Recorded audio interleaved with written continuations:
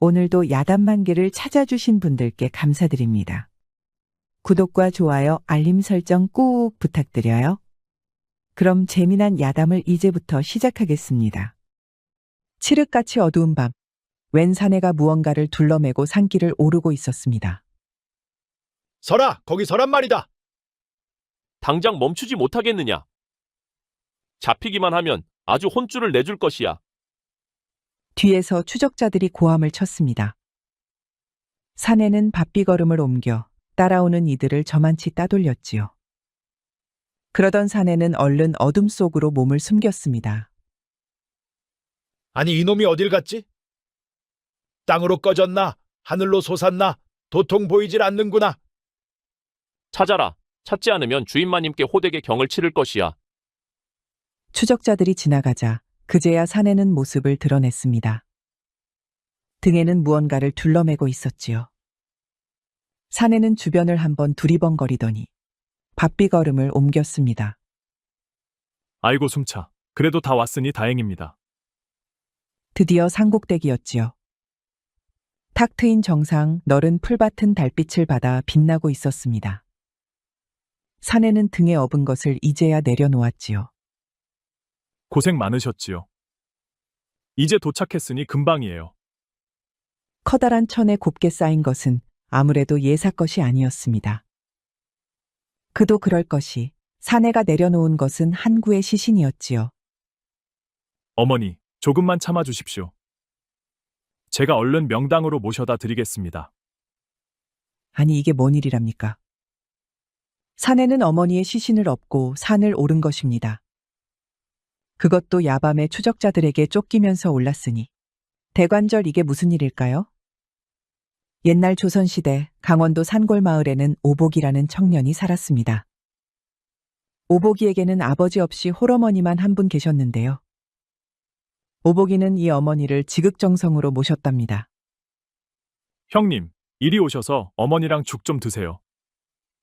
빗자루는 저 주시고요. 오보가, 이런 일은 나도 할 수 있으니 걱정 말거라. 아이고 형님, 거동도 불편하시면서 뭘 혼자 하려고 하세요. 이리 줘보세요. 한편 오복이에게는 형님도 하나 있었지요. 형님은 머리가 명석하여 글 공부에 능했지만 다리가 좀 불편했답니다. 하여 오복이는 어머니와 형님 둘의 수발을 드느라 눈코 뜰 새 없이 바빴답니다. 그래도 오복이네는 온 가족이 화목하여 그런대로 행복하게 살고 있었지요. 아이고, 우리 아들들 정말로 고맙구나. 내가 늙음하게 이렇게 행복할 수 있는 건 모두 너희들 덕분인 것 같다. 다 오복이 덕분이죠. 오복이처럼 어진 동생은 어딜 가도 없을 것이에요. 원참 형님도. 저처럼 행복한 동생이 어디 있다고 그래요. 하지만 그들의 행복은 그리 오래가지 않았습니다. 아주 추운 겨울 한파가 닥쳤을 무렵이었지요. 그만 연로하신 어머니가 세상을 떠나고 만 것이지요. 어머니, 이리 떠나시면 저희는 어떡해요? 저희가 장가가는 것도 보시고 손주 태어나면 아이들 얼굴도 보고 하셔야지요. 두 형제는 어머니 영전에서 대성통곡을 하였지요. 그렇게 사흘 밤낮을 울고 나니 형님이 오복이의 손을 붙잡았습니다. 오보가 평생 고생만 하신 우리 어머니. 저승에서는 편히 쉬셔야 할 텐데 말이다. 그러게요. 저도 그러면 좋겠다는 마음뿐이에요. 헌데 우리가 가진 돈이 없어 묘자리를 구할 길이 없구나. 이를 어쩌면 좋단 말이냐. 마음은 굴뚝 같았지만 없는 형편의 명당을 구할 수가 없었지요. 그리하여 두 형제는 한참이나 아무 말 없이 한숨만 쉬고 있었습니다. 형님, 그렇다고 어머니를 아무 곳에나 모실 수는 없는 노릇이에요. 제가 나가서 모실 자리를 한번 알아보겠습니다. 그래 주겠느냐? 정말 고맙다 오보가. 그동안 다리가 불편한 형은 글 공부를 하면서 어머니 시신을 보살피기로 하였지요. 겨울이니 어머니 시신도 당분간은 무사하실 것이야. 그나마 다행이네요. 그럼 댕겨오겠습니다, 형님. 오냐 몸 조심하거라. 그리하여 오복이는 어머니 묘자리를 찾아 길을 나섰습니다. 밥도 길에서 먹고 잠도 산길 한켠에 불을 피워놓고 쭈그려서 잤답니다. 그렇게 강원도 산골을 거진 다 돌아다닌 것 같았지요.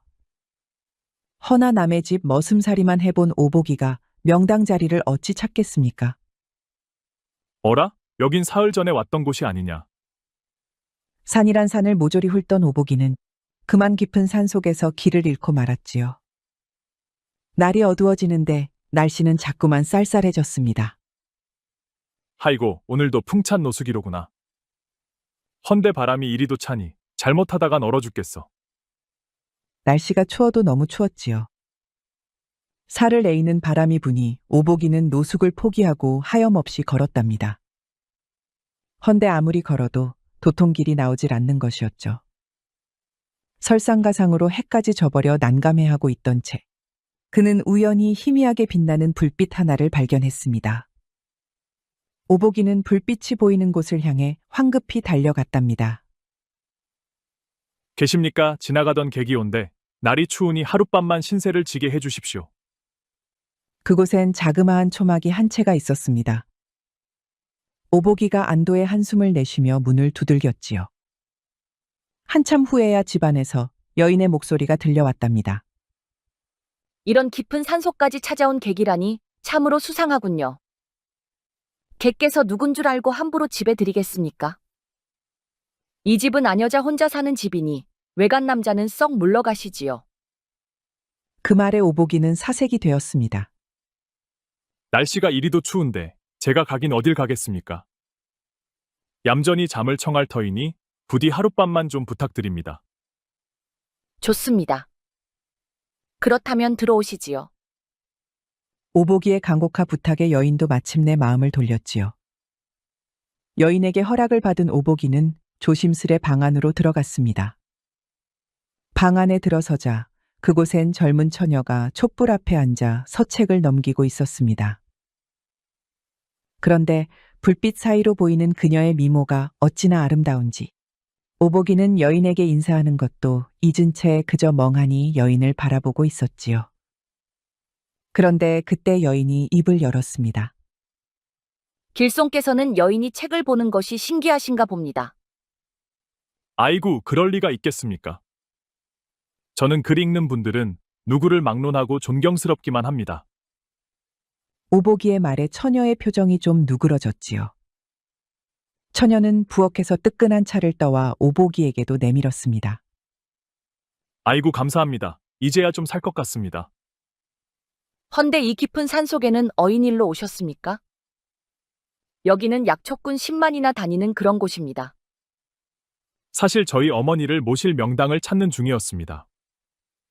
오복이는 처음 보는 처녀에게 자기 사정을 죄다 말하였지요. 극진히 모시던 어머니가 돌아가신 일, 허나 돈이 없어 어머니 묘자리를 못 구한 일, 그리하여 직접 명당을 찾아 나선 일까지 전부 술술 나왔답니다. 그렇다면 풍수지리는 볼 줄 아십니까? 풍수지리가 다 뭡니까? 저는 글도 못 읽는 까막눈입니다. 허어, 그렇다면 명당은 절대 찾으실 수 없을 것입니다. 처녀의 말에 오복이의 얼굴이 우거지상이 되었습니다. 사실 오복이도 요 며칠 뼈저리게 느끼고 있었지요. 아는 만큼 보인다고 하지요. 저 오복이는 아는 게 없어 아무것도 보이지 않더군요. 상심이 크실 터이나 이렇게 다니셔도 허실입니다. 그만 집으로 돌아가서 어머니를 다른 방도로 모시는 게 어떻습니까? 자식된 도리로 어찌 그러겠습니까? 죽어도 어머니 묘자리를 찾고 죽을 것입니다. 오복이는 닭똥 같은 눈물을 뚝뚝 흘렸답니다. 불쌍한 어머니를 생각하니 서러움이 북받쳐 눈물을 참을 수 없었지요. 처녀는 여전히 무표정한 얼굴로 책장만 넘겼지요. 시간이 늦었으니 요깃거리를 좀 내어드리겠습니다. 어머니가 안쓰러운 마음에 도저히 입맛이 나지 않습니다. 집에 찾아온 손님께 아무것도 대접하지 않으면 실례이지요. 절 봐서라도 드십시오. 여인은 부엌에 들어가더니 잠시 후 작은 종발에 떡 2개를 가져왔답니다. 오복이는 떡을 보자 갑자기 배가 고파졌답니다. 떡 하나를 씹으니 세상 천지에 이렇게 맛있는 떡은 처음인 것 같았습니다. 하여 오복이는 떡 하나를 걸신들린 듯이 먹고 말았지요. 다른 하나를 집어들려던 오복이는 문득 집주인 처녀가 눈에 들어왔습니다. 제가 어찌 염치 없이 혼자 먹겠습니까? 주인 아씨도 드시지요. 헌데 처녀는 떡은 쳐다보지도 않고 오복이를 향해 빙그레 웃는 것이었죠. 오복님은 참으로 마음이 바른 분이신 것 같습니다. 아닙니다. 저희 집은 어려서부터 가난했지만 어머니께 콩 한 조각도 나누라는 말씀을 들으며 자랐답니다. 어머니 가르침을 잘 따르는 분이야말로 진짜 효자인 법이지요. 그리고 효자 중 나쁜 이는 없는 법이랍니다. 처녀는 그 차고 부드러운 손으로 오복이의 손을 꼭 붙잡았답니다. 제 이름은 백희라고 합니다. 백희라, 참 아름다운 이름입니다. 정신이 멍해진 오복이는 자기도 모르게 대답했지요. 백희 처녀는 그 말에 또 한 번 빙그레 웃었지요. 사실 저는 사정이 있어 이 산속에 숨어 살고 있습니다. 허나 저희 집은 대대로 이름 높은 직관 집안이었지요. 하여 저 또한 어려서부터 풍수지리를 공부했답니다. 그렇습니까? 직관은 풍수지리를 공부하여 땅과 토지의 기흉화복을 점치는 사람들이지요. 어머니 묘자리를 찾아 강원도 산고를 죄다 돌아다녔다고 하셨지요. 제가 봐둔 명당이 한 군데 있는데 어디 한번 들어보시겠습니까? 이를 말입니까? 꼭 좀 가르쳐 주십시오. 오복이가 고개를 끄덕이자 백희 처녀가 이어 말했습니다. 내일 날이 밝거든 이 길로 쭉 따라 제를 3번 넘으십시오. 그러면 깎아지른 절벽, 산꼭대기에 너른 풀밭이 나타날 것입니다. 그곳에 묘를 쓰면 어머니는 길이길이 평안하시고 오복님 집안에는 대대로 복이 있을 것입니다. 산꼭대기에 묘를 쓰라니 이 무슨 해괴한 말이랍니까? 당황한 오복이는 눈이 휘둥그레해졌답니다. 예? 그게 무슨 말씀입니까? 산꼭대기에 어머니를 모시라니요. 말 그대로입니다. 제가 말씀드린 대로 한다면 어머니는 저 먼 피안 비안에 도달하여 극락왕생하실 것입니다. 어디 한번 제 말을 따라 보시겠습니까? 좋은 묘자리를 알려준다고 해놓고선 어머니를 산꼭대기에 묻으라니요. 오복이는 당혹감과 함께 고민이 됐습니다. 허나 말하는 동안 백희의 눈엔 형이가 감돌고 목소리엔 지혜가 묻어났지요. 아무래도 평범한 사람이 아닌 듯 했습니다. 하기야 언제까지 어머니를 관에만 두실 수는 없는 노릇이지요. 결국 오복이는 고민 끝에 말했지요. 예, 알겠습니다. 제가 한번 해보겠습니다. 잘 생각하셨습니다. 백희는 일이 잘 풀리면 꼭 한번 다시 와달라고 부탁을 했지요.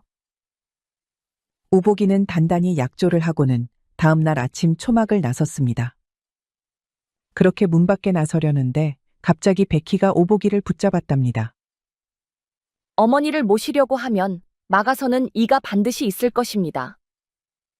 그러나 오복님은 절대로 놈들에게 붙잡히지 마시고 산에 오르세요.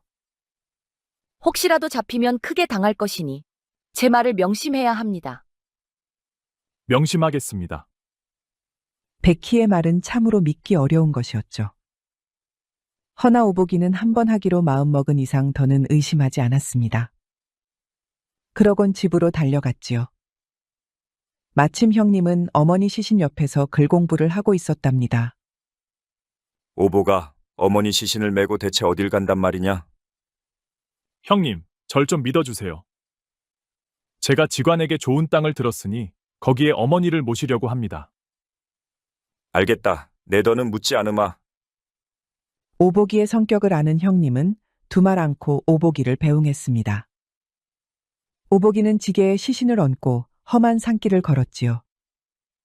그렇게 한참을 가자 어느새 날이 어두워졌답니다. 그러자 저 멀리 처녀가 말해준 산이 나타났지요. 허어, 저 사람들은 누구란 말인가? 어째서 이런 깊은 산 속에 보초를 서는 것이람? 아니 이게 뭔 일이랍니까? 산 입구에 웬 장정들이 횃불을 피워놓고 지키고 있는 것이 아니겠습니까?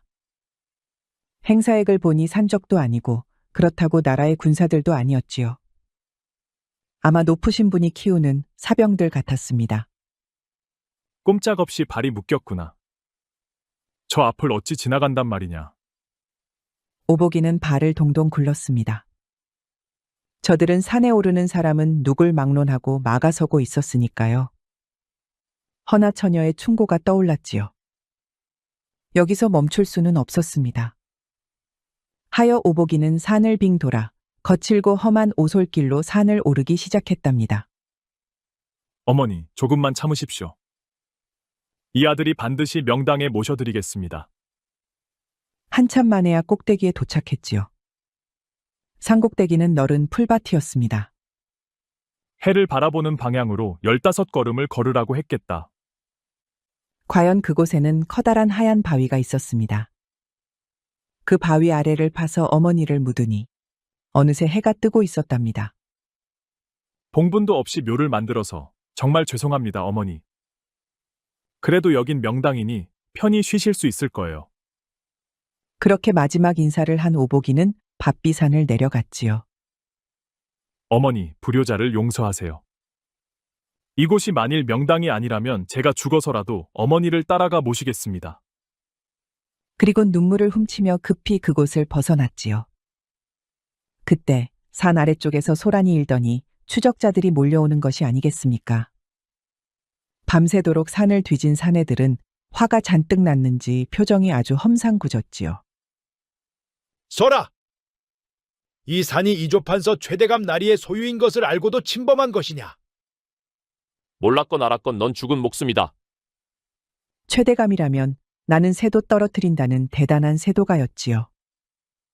그런 최대감의 산에 도장을 하다니요. 들키는 날에는 결코 무사하지 못할 것이었습니다. 그리하여 오복이는 걸음아 날 살려라 달려갔지요. 저기다, 저놈 잡아라! 저놈을 잡아서 이 산에 발을 들인 연유를 반드시 밝혀야 한다. 그 소리는 점점 가까워졌고 오복이는 이를 악물고 더욱 빠르게 달렸습니다. 다리가 부서져라 달려 겨우겨우 따돌릴 수 있었지요. 추적자들이 다 돌아간 것을 확인한 다음에야 오복이는 백희의 집으로 향했습니다. 아니, 백희 처자. 묘자리를 가르쳐줘도 어디 그런 위험한 곳을 가르쳐주면 어떡합니까? 화가 치민 오복이가 소리를 쳤지만 백희 처녀는 빙글빙글 웃기만 했습니다. 보아하니 묘를 잘 쓰신 것 같군요. 그렇긴 합니다만 하마터면 대감집 사병들에게 잡혀 경을 치를 뻔했습니다. 백희는 천천히 고개를 저었습니다. 그렇진 않을 겁다. 오복님께서 묘를 쓰신 순간부터 그런 애구는 감히 범접할 수가 없지요. 오복이가 숨을 헐떡이며 대문으로 고개를 돌려보니 다행히도 밖에서는 더 이상 쿵쿵거리는 발소리가 들리지 않았습니다. 제가 잘한 것은 맞겠지요? 저희 어머니는 이제 극락왕생하실 수 있는 건가요? 걱정 마십시오. 제가 말씀드린 대로 하셨으니 어머니는 극락왕생하실 수 있을 것입니다. 자, 받으십시오. 오복이가 놀라 이것저것 묻자 여인은 빙글에 미소를 짓더니 웬 편지 한 장과 은비녀를 건넸답니다. 아니, 이게 무엇이랍니까? 이제 저의 부탁을 들어주셔야지요. 이 비녀를 가지고 강릉 땅으로 가십시오. 가서 금은방을 하는 백모라는 분께 이걸 파시면 됩니다. 예? 밑도 끝도 없이 그게 무슨 말씀입니까? 백모는 또 누구고요? 백희는 더 말을 잇지 않고 오복이의 등을 떠밀었습니다. 영문도 모른 채 대문 밖으로 나서게 된 오복이는 중얼거렸지요. 정령 귀신이 고칼 노르시로구나. 허나 백희 처녀 덕분에 어머니를 명당에 모셨으니 나 또한 부탁을 거절해서는 안 될 것이다. 한참을 걸어 강릉에 도착한 오복이는 사람들에게 물어 백모를 찾았습니다. 백모의 금은방은 강릉 땅에서도 가장 큰 가게였지요. 으리으리한 모습에 긴장한 오복이는 목소리를 가다듬고 가게 앞에서 크게 백모를 불렀습니다. 백모라는 분이 안에 계십니까? 누구길래 우리 주인 나리를 찾소? 그러자 집안에서 웬 사내 한 명이 나타났지요. 그게 저는 이 은비녀를 팔려고 왔습니다. 오복이는 품속에서 은비녀를 꺼내 사내에게 내밀었습니다. 헌데 사내 눈이 휘둥그레해지더니 다짜고짜 오복이의 멱살을 붙잡는 것이었지요. 이 최대감의 끈아풀 같은 자식이 네 놈을 가만두지 않겠다. 아니 갑자기 왜 이러시오? 오복이가 당황하며 소리치자 사내는 더욱 격분하여 집 안을 향해 외쳤습니다. 주인나리, 여기 좀 와보셔요. 최대감의 수하가 예까지 찾아왔습니다. 사내의 말에 잘 차려입은 노인이 안에서 뛰쳐나왔지요. 헌데 이 노인도 오복이가 가져온 은비녀를 보고는 눈에 쌍심지를 켰답니다. 이런 천의 몹쓸 놈 같으니 감히 내 딸을 해치고도 모자라 그 유품으로 나를 희롱하느냐. 예? 따님의 유품이라니요. 저는 이 은비녀를 팔러 온 것뿐입니다. 허나 백모 노인은 더 화가 나서 펄펄 뛰었답니다. 이것은 최대감에게 붙잡혀간 내 딸의 비녀다. 딸애는 이걸지 애미에게 물려받았고 말이다. 그 아이가 목숨처럼 아끼는 물건이니 죽지 않은 이상 이걸 놓을 리가 없단 말이다. 예? 저는 그냥 심부름을 하러 온 것입니다요. 이놈이 또 말을 바꾸는구나. 아까는 은비녀를 팔러 왔다고 하고 이제는 심부름이라고 하고. 볼 것 없다. 이놈을 끌고 들어와서 매우 쳐라. 백모 노인의 말에 가게에서 일하던 머슴들이 우르르 몰려 나왔지요. 이들은 금은방 마당에 오복이를 끌고 가서는 멍석말이를 하려고 했답니다. 아이고 살려주십시오. 제발 살려주십시오. 그렇게 드자비질을 하는데 오복이의 소매 안에서 백희가 준 서신이 툭 떨어졌지요. 노인장, 잠시만 기다려 주십시오. 이 서신도 함께 전하라고 하였으니 부디 이것을 읽어보신 후 절 치십시오. 오복이의 간곡한 외침에 백모 노인은 서신을 받아들었습니다. 그러곤 의심스러운 눈초리로 한자 한자 읽어 내려갔습니다. 헌데 서신을 읽는 동안 백모 노인의 눈에서 눈물이 그렁그렁 솟는 것이었습니다. 이 서신을 준 여인의 인상착의가 혹시 이래저래 한가? 예, 그렇습니다.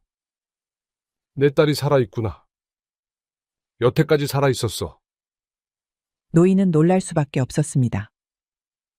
벌벌 떨리는 손으로 오복이를 붙잡은 노인은 엉엉 울면서 외쳤답니다. 최대감 그 악독한 자에게 붙잡혀 벌써 죽음을 당했는 줄 알았는데 용케도 빠져나와 숨어 살고 있었구나. 백모 노인은 오복이를 풀어준 뒤 극진하게 대접하였지요. 생전 처음 보는 진귀한 반찬을 내어주니 오복이는 오래간만에 포식을 하였답니다. 우리 집안은 원래 전국 방방곡곡을 돌며 명당을 찾는 직관이었다네. 헌데 최대감이 분수에 맞지 않는 명당을 얻으려고 우리를 겁박하고 말았지. 허허, 그런 일이 있었습니까? 우리가 찾은 곳은 천하명당이었지만 적임자가 아니면 오히려 횡액을 당하는 곳이었다네. 하여 최대감의 제안을 거절했더니만 살수들을 보내어 우리를 몰살시키려 했지 뭔가. 오복이는 최대감의 악행을 듣자 자기도 모르게 주먹을 부르르 떨었습니다. 한나라의 고관대작이 어찌 그런 무도한 짓을. 그러게 말일세. 그 난리에 그만 나는 아내를 잃고 하나밖에 없는 딸과 생이별을 하고 말았다네. 그 후로 지금껏 죽은 줄 알았는데 자네 덕분에 큰 시름을 놓은 듯 하이. 그렇게 잘 먹고 잘 쉰 오복이는 백화에게 향했습니다. 백모 노인은 떠나는 오복이의 손을 붙잡고 간곡하게 부탁했지요. 우리 딸을 잘 좀 데려와 주게. 이제 집안을 다시 일으켰으니 딸애를 남부럽지 않게 살게 해줄 것이야. 산으로 돌아온 오복이는 한달음에 백희를 찾았습니다. 백희는 오복이의 말을 듣고 눈물을 멈추지 못했지요. 감사합니다, 오복님.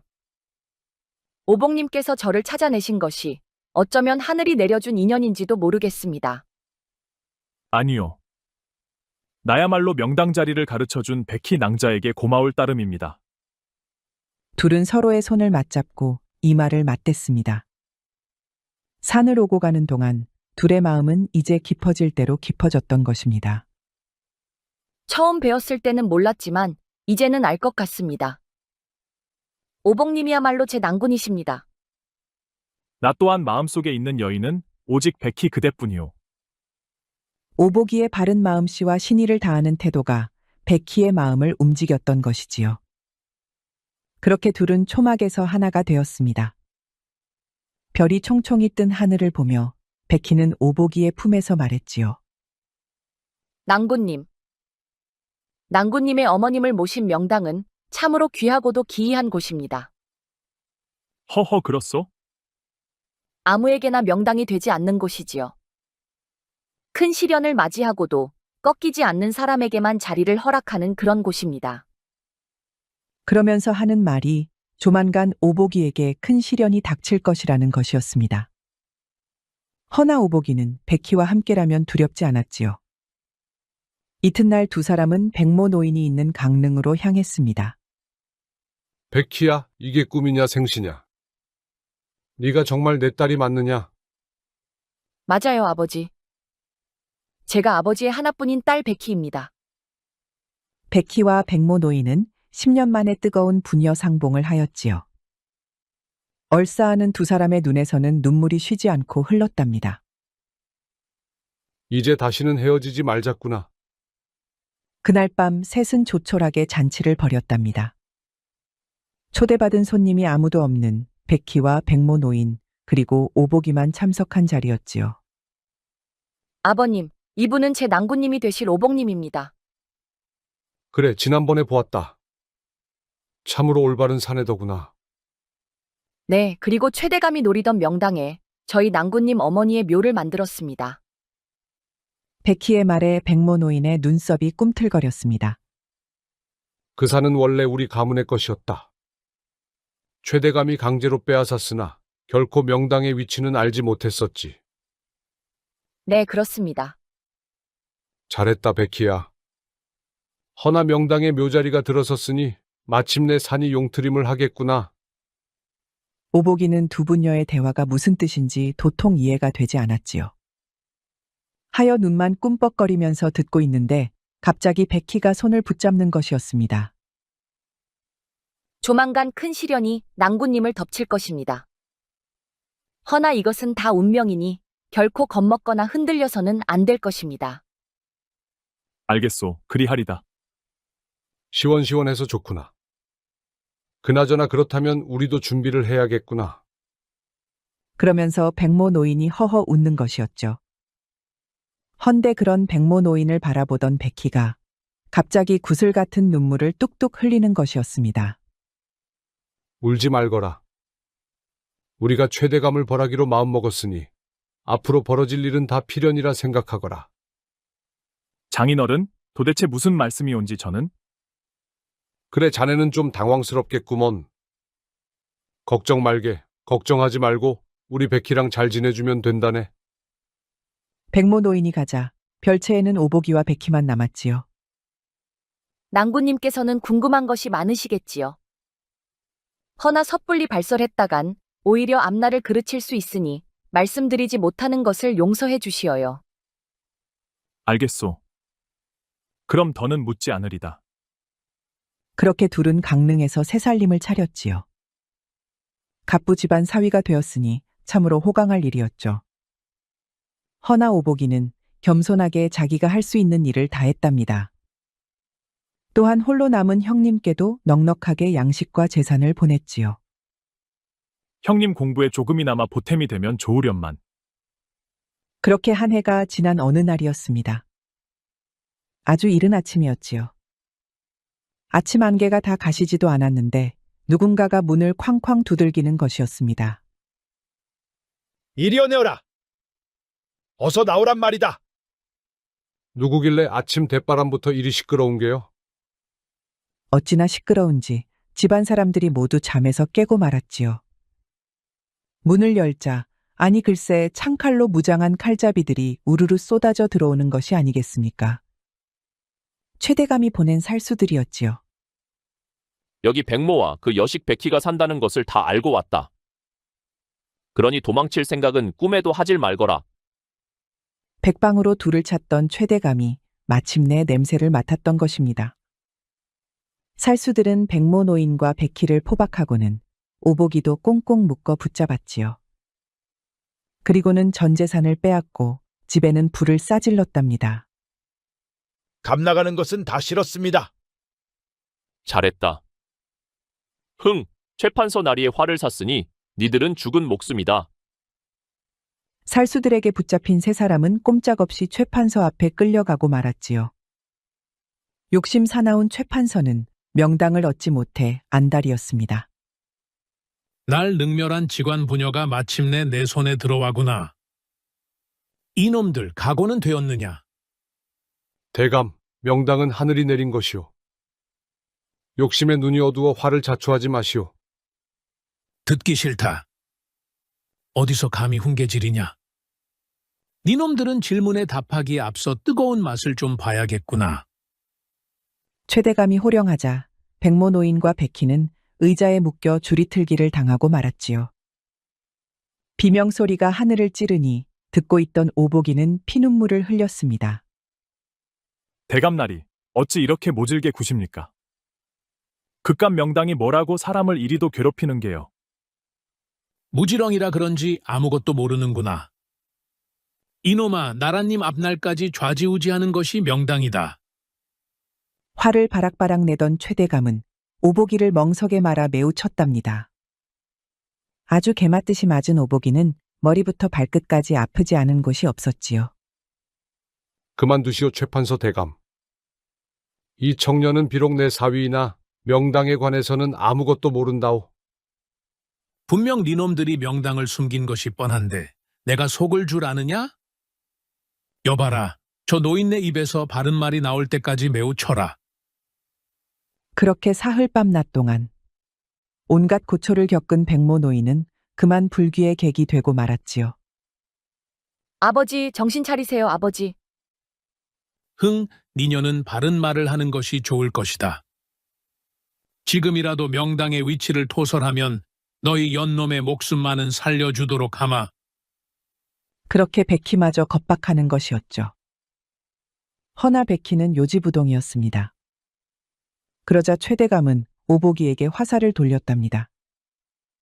혹시 니놈이 아느냐? 니놈이 알면 말해보거라. 그럼 저 계집의 목숨을 살릴 수 있을 것이다. 순간 오복이는 마음속에 갈등의 불길이 타올랐습니다. 말하지 않으면 백희의 목숨이 위태로웠으니까요. 사랑하는 백희를 잃는다는 것은 상상도 못할 일이었죠. 고민하던 오복이가 명당의 위치를 토설하려는 찰나 문득 한 가지가 떠올랐답니다.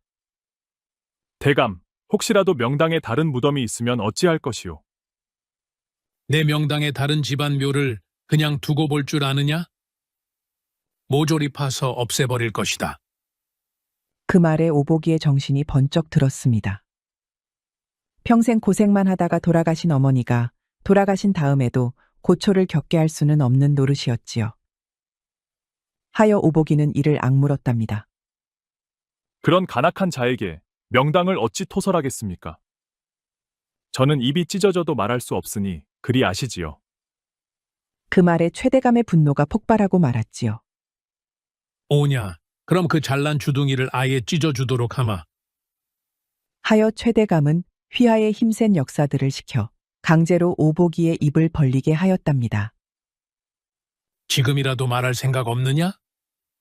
장부가 어찌 한 입으로 두 말을 하겠습니까? 대감은 하실 일을 하시지요. 정녕 입만 살았구나. 오냐? 하라면 못할 줄 아느냐? 자, 어서 해라. 시뻘겋게 달군 쇠집게가 금방이라도 오복이의 입을 찢으려고 할 때였지요.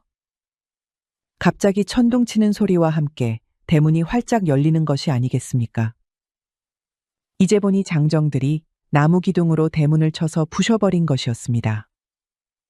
누구냐? 누가 감히 우리 집 대문을 부수느냐? 암행어사 출두요. 암행어사라는 말에 최대감이 펄쩍 뛰었습니다.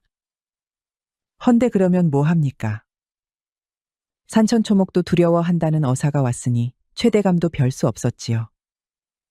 휘하의 살수들도 모조리 달아나고 머슴들은 머리를 감싸쥐고 숨어버렸답니다. 허나 어사가 몰고 온 포졸들은 그런 졸개들까지 모조리 붙잡아 꿇어앉혔지요. 죄인 최판서는 들으라. 관직을 이용해 가렴주구를 일삼았으니 그 죄가 조정의 귀에도 들어갔느니라. 추상 같은 호통소리와 함께 최대감은 툇마루에서 끌려 나와 꽁꽁 묶이는 신세가 되었답니다. 오복이는 가슴을 쓸어내렸습니다. 하마태오면 합주기가 될 팔자였는데 구사일생으로 면했으니까요. 괜찮으냐?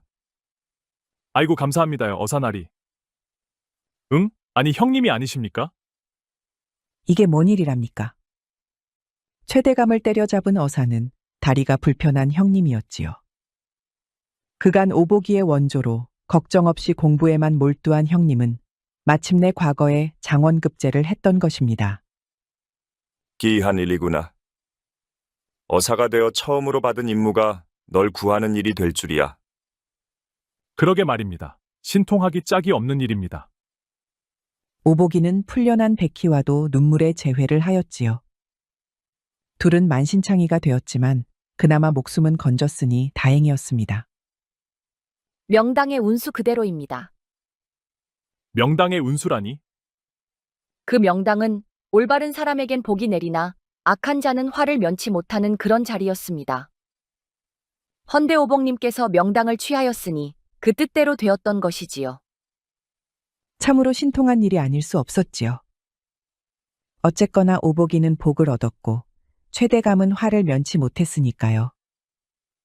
허나 장인어른의 일은 참으로 안타까운 일이오. 아닙니다. 아버님께선 최대감에게 복수만 할 수 있다면 목숨을 버릴 각오를 하셨으니까요. 이 또한 그분이 바라는 바였지요. 복수기가 된 백모 노인은 말 그대로 목숨을 바쳐 원수를 갚았던 것입니다.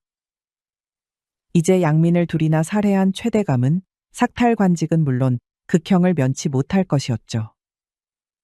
어머님을 편안히 모실 생각뿐이었는데 이토록 분수에 맞지 않는 복을 얻게 될 줄은 몰랐소. 이게 다 명당의 운수이지요. 명당이라. 참으로 알쏭달쏭한 것이구려. 참으로 그렇습니다. 저 또한 10년을 넘게 공부했지만 아는 것보다 모르는 것이 더 많답니다. 그리하여 둘은 최대감을 물리치고 재산 또한 돌려받게 되었답니다. 두 사람은 그 돈으로 금은방을 다시 지었지요. 그리고는 평생을 해로하며 살았다고 합니다. 부인. 아무래도 내 명당은 그대에게 있는 것 같소이다. 어머 은큼하셔라. 그럼 제 명당으로 냉큼 들어오시지요. 말리지 마시오. 오늘은 아주 제대로 파헤쳐 보겠소이다. 두 사람이 있는 방은 언제나 웃음소리가 끊이지 않았으니 이 또한 큰 복이라고 하겠습니다. 효심 가득한 오복이는 오직 어머니를 잘 모실 생각으로 명당을 찾았지요. 덕분에 최대감처럼 패가망신하는 일 없이 명당의 복을 제대로 누릴 수 있었으니 참으로 큰 교훈이라 하겠습니다.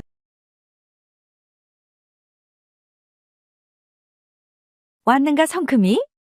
행성댁 보고 싶어서 빨리 왔지라. 술 배달을 나간 성큼이는 횡성댁이 주는 냉수를 쫙 들이켰습니다. 그러자 건장한 목줄기랑 가슴팍의 근육이 울룩불룩 움직였지요.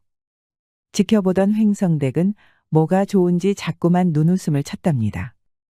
오늘도 시간이 비는데 좀 이따가 갈 텐가? 바깥 양반은 어디 갔소? 울 서방은 박진사 댁에 일 보러 갔으니 저녁은 돼야 올 것이야.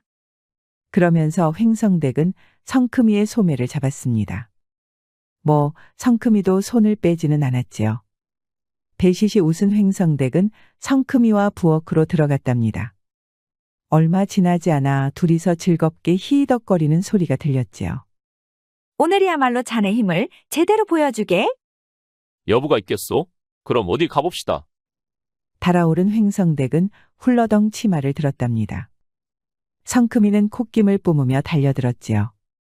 얼마 지나지 않아 부엌에서는 자지러지는 듯한 횡성댁의 비명소리가 들렸지요. 성크미는 정말 대단했습니다. 분명 사람이 내는 소리인데 어째 절굿대로 치는 듯한 소리가 나는 것이었죠. 웜에 자네 정말 사람 맞는가? 날 아주 죽이려고 작정을 했구먼. 내가 시방 한 번 시작했으면 끝을 봐야 하는 사람이오. 대단하이. 하여간 성금이 자네가 이 나주 땅에서도 제일일세. 횡성댁은 감탄 또 감탄을 했지요. 그만큼 성크미의 힘을 대단했으니까요. 하여튼 부엌이 아주 화끈하게 달아올랐습니다. 그때였지요. 누군데 남의 부인이랑 놀아나는 것이야? 벼락 같은 소리가 났습니다. 일 나갔던 바깥 양반이 돌아온 것이었죠. 기겁한 성크미가 바지만 입고 일어섰습니다. 아니, 서방이 나갔다고 하지 않았소? 근데 왜 이리 빨리 오는 게야?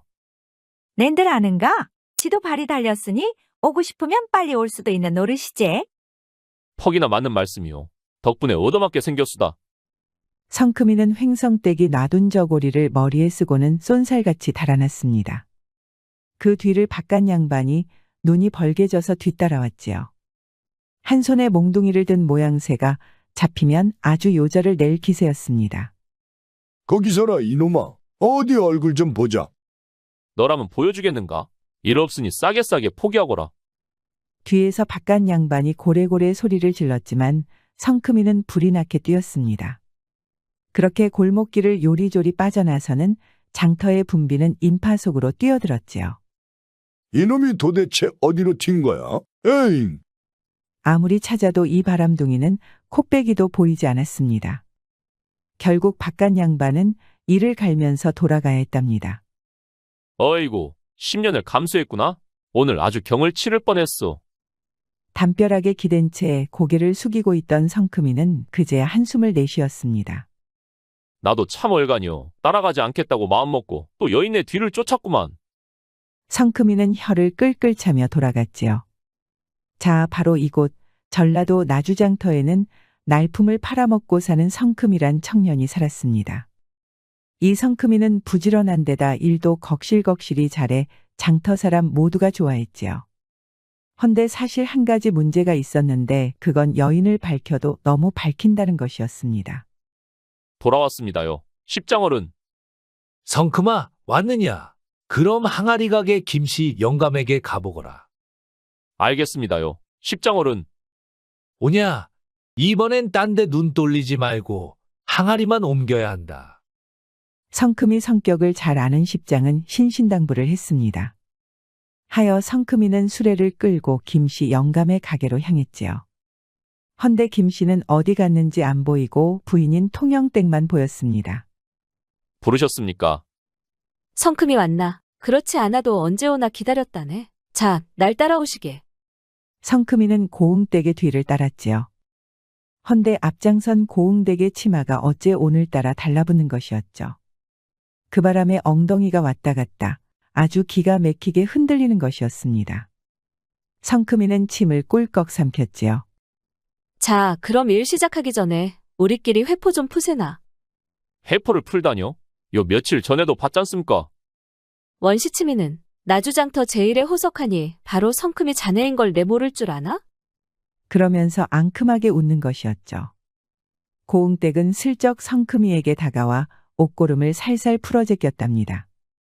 아이고, 고흥댁. 이러시면 아니 됩니다요. 성크미는 십장어른의 충고를 떠올리며 거절을 하였지요. 허나 이미 달아오른 고흥댁은 막무가내였습니다. 성크미 손을 붙들고 한사코 광으로 끌고 들어가는 것이었죠. 자꾸 이러면 제 자신이 주체가 안 됩니다요. 그럼 주체하지 말게. 내가 좀 아는데 자꾸 참아봤자 병만 생긴다네. 아무리 그래도 영감님이 오시면 어쩌려고요. 울 영감은 아침부터 주막에 가서 질펀하게 마시고 있으니 걱정 붙들어 매시게. 김영감은 항아리 나가는 날에도 말수를 킨다며 불만을 터뜨리는 것이었죠. 이쯤 되니 성크미도 더는 말릴 방법이 없었습니다. 에라 모르겠다 바지를 내리는데 갑자기 김영감 목소리가 들리는 게 아니겠습니까? 여보 고흥댁 대체 어디 간 것이오? 으이구 저 화상 하여간 도움이 안 되어 시방. 깜짝 놀란 고흥댁은 얼른 옷매무새를 다듬고는 곧바로 뛰어나갔답니다. 헌데 이게 뭔 일이랍니까? 김영감이 글쎄 광문 앞에 서 있는 것이 아니겠습니까? 눈에 쌍심지를 켜고 쳐다보니 고흥댁은 어버버 할 말을 잃어버렸지요. 아, 이 여편네가 서방이 집에 왔으면 제시닥 튀어나올 것이지 뭘 하느라 문구적대는겨. 호호호. 광에 쥐가 나와서 급하게 쫓고 있었지요. 저고리까지 뒤집어 입고 쥐새끼를 쫓아. 화가 치민 김영감은 말릴 새도 없이 광으로 쑥 들어왔지요. 안녕하셨습니까요, 김영감님. 아니 성큼이 아니야. 네가 우리 집 광에서 뭘 하는 게야? 아, 글씨, 고흥댁이 광에 커다란 쥐가 있다고 해서 잡고 있었구먼요. 뭐 큰 쥐를 잡아. 쥐새끼라고 내 눈앞에선 너밖에 없는데 뭔 쥐를 잡아. 보다 못한 고흥댁이 나섰지요. 아, 제가 불렀어요. 혼자 잡기가 무서워서. 그래, 임자가 불렀겠지. 그러니 쥐새끼 두 마리가 광에서 요란하게 들썩이지 않겠어? 김영감의 고함에 성큼이는 뜨끔했답니다. 하여 뻘주만이 서 있으려니 재차 호통 소리가 들렸답니다. 얼렁 나오기나 해. 항아리 때문에 왔으면 싸게 일이나 하란 말이야. 네, 갑니다요. 성큼이가 지금 바로 갑니다요. 화들짝 놀란 성큼이는 얼른 가마로 달려갔지요. 가마에 담긴 항아리를 수레에 싣자 금세 한 수레가 가득 찼습니다. 얼렁 보내고 다시 와. 오늘은 하루 종일 날라야 해. 알았구먼요, 영감님. 그렇게 성큼이가 가려는데 김영감이 불렀습니다. 임마, 사내는 자나깨나 항아리 조심해야 해. 눈에 보이는 대로 다 실어주다간 이놈도 허리 부러져. 성큼이는 대답도 못하고 부지런히 항아리를 날랐지요. 그렇게 일을 마치니 점심때가 훌쩍 지나 있었답니다. 허이구, 이제 다 끝입니다요. 지는 이제 그만 가보겠습니다요. 김영감 집을 나서는 찰나 어디선가 고흥댁이 쪼르르 달려왔습니다. 고생 많았다. 이따 저녁에 나 좀 보고 갈 수 있겠지? 아까 김영감한테 깨지는 거 못 봤습니까? 뭘 또 부르십니까? 저녁엔 영감이 골아떨어지니까 괜찮여. 괜찮기는 무슨, 들키면 무슨 경을 치려고요. 전 됐습니다. 그러지 말고 꼭 한번 와라. 내가 요새 혼자 자다 보니 사내가 고파서 죽겠어야. 성큼이는 넌더리를 내며 십장내로 향했지요. 이놈 성큼아, 내 그렇게 말을 했는데도 김영감한테 바로 걸려버렸느냐. 우와, 십장어른, 여기 앉아서 그건 또 어떻게 알았대요? 이놈아, 내가 이 집에 앉아 있어도 장터 곳곳에 내 귀가 있다 이 말이야. 그렇구먼요. 그나저나 전 진짜 억울합니다요. 어쨌거나 조심하거라. 고흥댁 엉덩이가 깃털처럼 가벼우니 김영감이 요새 단단히 벼르는 것 같더라. 젊고 이쁜 부인을 둔 탓에 김영감의 질투가 극에 달했다는 것이었죠. 성큼이는 김영감의 험상궂은 얼굴을 떠올리며 부르르 몸을 떨었습니다. 알겠습니다요. 김영감 집 근처엔 얼씬도 하지 말아야겠구먼요. 하여 성큼이는 고흥댁의 부탁에도 불구하고 찾아갈 생각을 깨끗하게 접었답니다. 그러자 다음 날 아침 대바람부터 고흥댁이 성큼이를 찾았지요. 어제는 왜 안 온 것이요? 호랑이굴에 머리를 디밀 이유가 없지. 김영감이 벼르고 있다고 합디다. 난 아는 바가 없는디 누가 그러는 것이요? 거참 본인 서방이를 어째 고흥댁만 모르시오? 탁 쏘아붙인 성큼이는 곧장 일터로 가버렸답니다. 거절당한 고흥댁은 자존심이 상했는지 입을 삐죽거렸지요. 어쩜 저리 매몰차단 말이요. 마음 같아선 한 대 때려주고 싶지만 나주 땅에 저놈보다 나은 물건이 없으니 아쉬운 내가 참아야지. 십장어른, 어디 일거리 좀 없습니까요? 몸이 근질근질합니다. 그래, 그럼 오늘은 박진사 댁에 가보거라. 외양간 울타리를 새로 친다고 난리도 아닌 것 같더구나. 알았구먼요. 그럼 댕겨오겠시오. 어제도 말했지만 행여 그 집 항아리에 손대지 않게 조심하거라. 박진사 댁에 도착한 성큼이는 커다란 대망치로 뚱뚱땅땅 말뚝을 박았습니다. 하이고, 울타리가 제대로 날라갔구먼. 다 고치려면 하루가 꼬박 걸릴 것이었죠. 하여 신나게 말뚝을 박고 있는데 마침 박진사의 이웃에 사는 청주댁이 나타났습니다. 아니 성큼아, 그게 정말이냐? 밑도 끝도 없이 정말이라니요. 정말 어이가 없구먼요. 아니 글쎄 네가 횡성댁이랑 놀아난 게 진짜냔 것이야. 아니, 그건 청주댁이 또 어떻게 아시오? 다 수가 있지. 고흥댁이 네가 횡성댁 만나는 걸 보았다는데 뭐. 아니, 고흥댁, 이 가벼운 여인네가 하여간. 성큼이는 눈을 부라렸지만 청주댁은 깔깔거렸지요. 하여간 남 연애하는 야그가 재밌기로는 제일이로구먼. 하여간 성큼이 자네 온 동네 소문이 쫙 퍼졌으니 당분간 그 말뚝 조심해서 휘둘러야 할 것이요. 나 이거야, 억울해서 원. 하여간 알겠수다. 아참 해줄 말이 하나 더 있다 이것이요. 뭔데요? 싸게 말해보란께요. 이 집 말이여 박진사대. 여기 마님이 요새 심기가 불편하니 눈치껏 잘 살피라 이 말이여 알겠지? 박진사댁 마님은 젊은 나이에 과부가 된 터였습니다. 나이 30에 서방을 잃었으니 그러다 보니 욕구가 쌓인 마님이 요새 하인들을 이잡듯이 잡는다는 것이었습니다. 성큼이는 겁이 나는지 부르르 떨었지요. 이 집 마님 성깔이 어떤지는 너도 잘 알지? 그러니 처신 잘하더라고. 알겠수다. 나도 괜히 경을 치는 건 실소. 그려. 그럼 난 가보겠네. 청주댁이 간 뒤에도 성큼이는 열심히 말뚝을 박았지요. 헌데 원체 갑부인 박진사댁은 외양간도 어마무지하게 컸지요. 그러다 보니 신나게 말뚝을 박았는데도 아직도 반이나 더 남았더랬지요. 아이고, 뭔 외양간이 우리 집보다도 크다냐? 하여간 잘 살고 봐야 한다니께. 일을 하느라 땀을 뻘뻘 흘리던 성큼이는 참다 못해 우통을 걷어붙였지요. 그러자 울룩불룩한 근육이 드러났답니다. 어휴, 시원하다. 이제 좀 할만하구먼. 그렇게 일하는 성큼이를 몰래 훔쳐보는 이가 있었습니다. 바로 이 집 과부마님이었지요. 시끄러워서 주의나 줄까 하고 왔는데 글쎄 눈앞에서 성큼이가 우통을 던져버리는 게 아니겠습니까? 에그머니나 저게 뭐야? 깜짝 놀란 과부마님은 자기도 모르게 몸을 숨기고 말았지요. 바깥일로 다져진 성큼이의 상체는 그야말로 튼실했답니다. 온몸이 땀에 젖어서 그런지 어째 더 도드라져 보였지요. 숨도 못 쉬고 훔쳐보던 마님은 침을 꿀꺽 삼켰지요. 아니 무슨 사람이 저리도 떡 벌어졌단 말인가? 커다란 망치가 떨어지고 말뚝이 깊숙이 땅을 파고들었습니다. 성큼이가 말뚝을 박을 때마다 마님도 자꾸만 아래가 시큰거렸지요. 마님은 입을 벌리고 구경했지요. 원 세상에 저 품에 한번 안겨보면 정말 소원이 없겠구먼. 3년 전 박진사를 잃고 나서 마님은 젊은 나이에 과부가 되어 독수공방하는 신세였답니다. 자연 사내의 품이 그리워지고 있었지요. 그러던 차에 성큼이가 눈에 들어오니 아주 가슴이 콩닥콩닥 뛰는 것이었죠. 헌데 어떻게 해야 성큼이 저것을 나서게 만들지 고민스러웠지요. 그리하여 한참을 생각하던 마님은 마침내 좋은 꾀가 떠올랐는지 그늘에서 걸어 나왔지요. 성큼이 왔는가? 네, 마님. 열심히 받고 있으니 오후엔 다 끝날 것입니다요. 그런가? 그럼 말뚝은 내비두고 잠시 따라오너라. 성큼이는 마님을 따라 집 안으로 들어갔습니다. 마침 모두가 일을 나갔는지 집에는 성큼이랑 마님뿐이었지요. 땀을 많이 흘렸구나.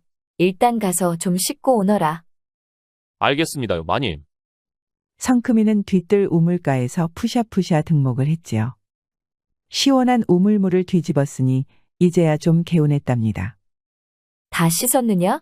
이런 툇마루에 올라가야 하는데 바지까지 푹 젖었구나.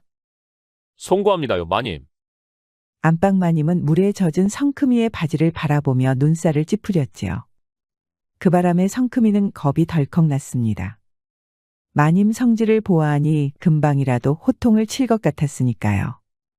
헌데 마님은 놀랍게도 부드럽게 타이르는 것이었습니다. 그런 차림새로 돌아다닐 수는 없는 노릇이다. 내가 안 쓰는 옷을 빌려줄 터이니 어서 입거라. 아, 그게 지가 옷을 빌려 입으라고쇼. 대체 무슨 일을 시키시려고 그러십니까요? 잔말이 많구나. 정녕 한 소리를 듣고 싶은 게냐? 화들짝 놀란 성큼이는 얼른 옷을 받아들었습니다.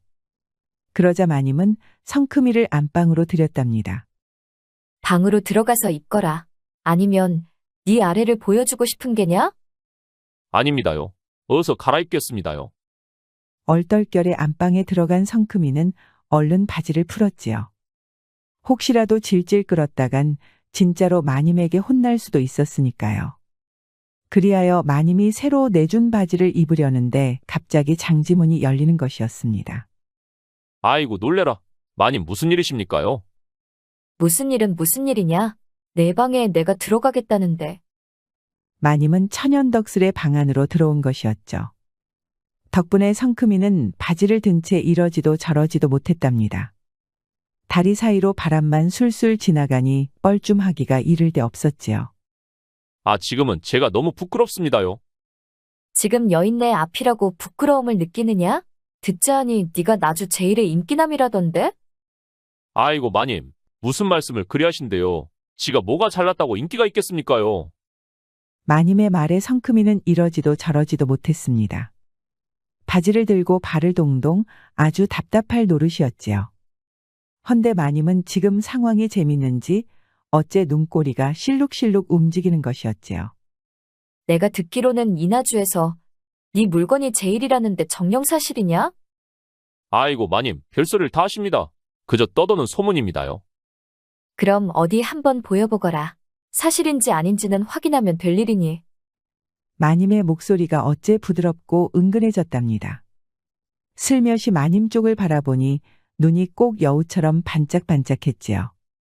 그 모습이 요사스러워 아주 홀려버릴 지경이었지요. 모름지기 사내라면 당당해야 하지 않겠느냐? 자, 어서 하거라.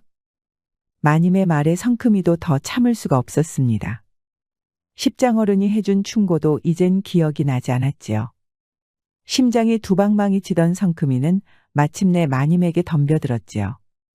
그리하여 성큼이는 바깥도 아니고 안방에서 신나게 말뚝을 내리꽂았습니다. 마님은 채통도 있고 아주 자지러졌답니다. 듣던 대로 과연 나주 제일이로다. 성큼아, 너야말로 정말 사내 중에 사내로구나. 아이고, 지금 그 산에 심란해서 죽겠습니다요.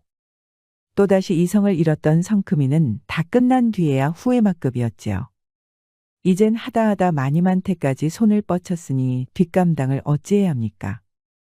골이 지끈거려 머리를 감싸주는데 이 마님은 좋다고 옆에 달라붙었지요. 난 좋았는데 너도 좋았느냐? 좋긴 좋았지요. 그럼 된 거 아니냐? 된 게 뭐가 있습니까? 벌려만 놨지. 수습된 것이 한이도 없는디.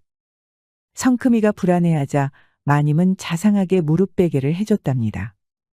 헌데 자세히 보니 마님 허벅지에 어째 점이 있는 것이었죠. 점이 신기하기도 합니다요. 꼭 초승달 모양입니다.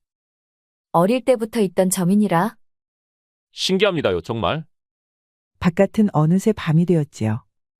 서늘한 바람이 불고 하늘엔 별이 총총이 뜨니 이 모든 게 꼭 꿈만 같았습니다. 저 따위가 어쩌다 마님께 걸렸는지 아직도 이해가 안 갑니다요. 이해할 필요 있느냐? 좋으면 된 것이다. 마님 말에 성큼이도 고개를 끄덕였습니다. 어제 오늘은 사고만 잔뜩 쳤는데도 잠이 잘 올 것 같았지요. 그 뒤로도 성큼이는 가끔씩 마님께 들려 즐거운 시간을 보냈지요. 외롭고 쓸쓸했던 마님은 성큼이 덕분에 많이 유해졌답니다. 성큼이도 마님 외에는 다른 여자를 거들떠도 안 보니 자연 사고도 줄어들었지요. 그렇게 며칠이 또 지났습니다. 성큼아, 요새 일이 뜸한데 뭔 일 있느냐? 뭔 일은요? 박진사대 과부마님이 계속 일을 줘서 그 짝에 매여 있었지요. 그렇느냐? 그럼 오늘은 다른 데서 일할 수 있겠느냐? 맡겨만 주십시오, 십장어른. 오냐? 그럼 오늘은 목사대감 댁에 가보도록 해라. 목사대감 댁이요? 거긴 머슴이건 노비건 잔뜩 있을 텐데 왜 저를 찾으신대요? 낸들 알겠느냐? 높으신 분들 속을 우리가 어찌 알겠느냐? 불렀으니 조용히 가보면 되는 것이다. 알겠습니다요. 그럼 댕겨오겠습니다요. 성큼이는 나주 목사의 집으로 향했습니다. 나주를 제 집처럼 돌아다닌 성큼이도 나주 목사 댁에는 처음 들어가는 것이었습니다. 권세가 하늘을 찌를 듯한 나주 목사의 저택은 아무나 들어갈 수 있는 집이 아니었지요. 나주 목사 댁은 그야말로 으리으리했습니다. 대문만 7개였으니 성큼이 눈에는 궁궐로 보였답니다. 어이구, 이 집에서 길을 잃었다간 꼼짝없이 굶어 죽겠다야. 아니 성큼이 아니냐? 여긴 웬일이냐? 설마 나 보러 온 건 아닐 테고. 바로 과부마님이었습니다. 나주에서도 큰 부자인 마님은 종종 나주 목사에 불려가곤 하였지요.